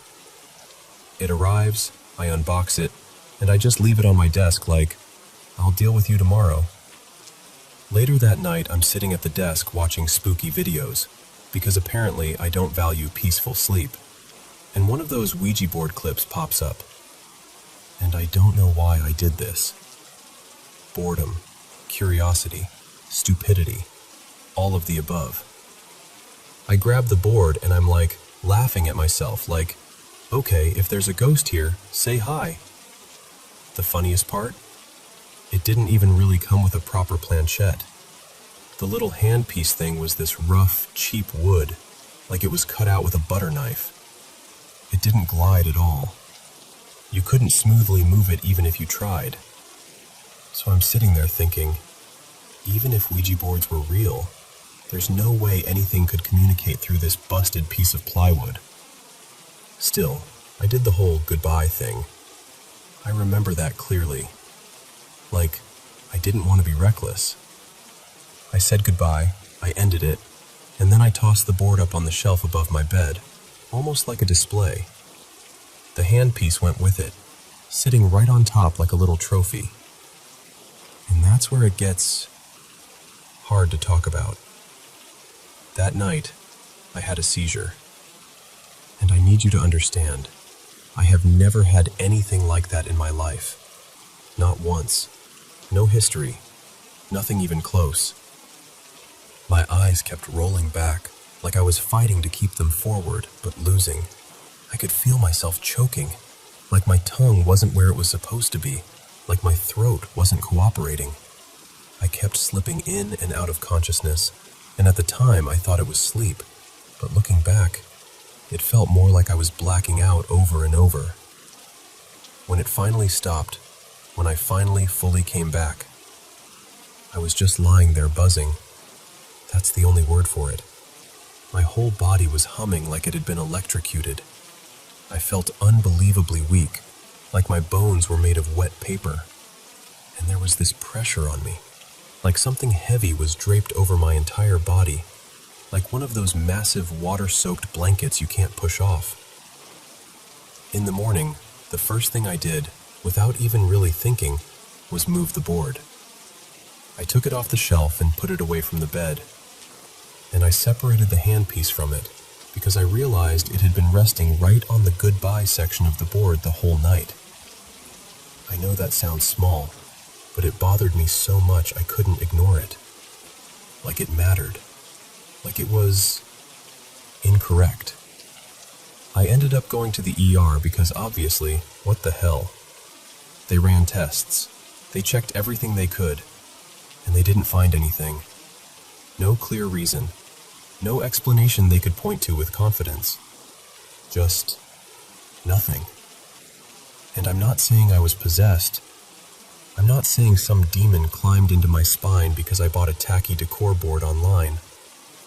I'm not trying to make it that. But I can't shake the timing. I can't shake the feeling. Ever since then, my sleep has been awful. Not just I'm stressed awful, like my body doesn't trust the room anymore. And I keep catching myself staring at the shape of that shelf on the opposite side of the room, where the board used to be, like I'm waiting for something to move in the dark. I keep getting this same sensation I used to get when I was younger. That drowning, creeping, something is wrong feeling. The kind I convinced myself was just anxiety back then. And now there's this guilty feeling in my gut, like I messed up. Like I opened something I didn't mean to open. Even though, logically, I know how ridiculous that sounds. I don't even know what I want from telling you this. Maybe I just needed to say it out loud to someone who'll actually listen. Maybe it's a warning, like don't mess with things you don't take seriously, even as a joke. Or maybe it's just me being scared and trying to give that fear a shape. But I swear to you, ever since that night, the room feels different.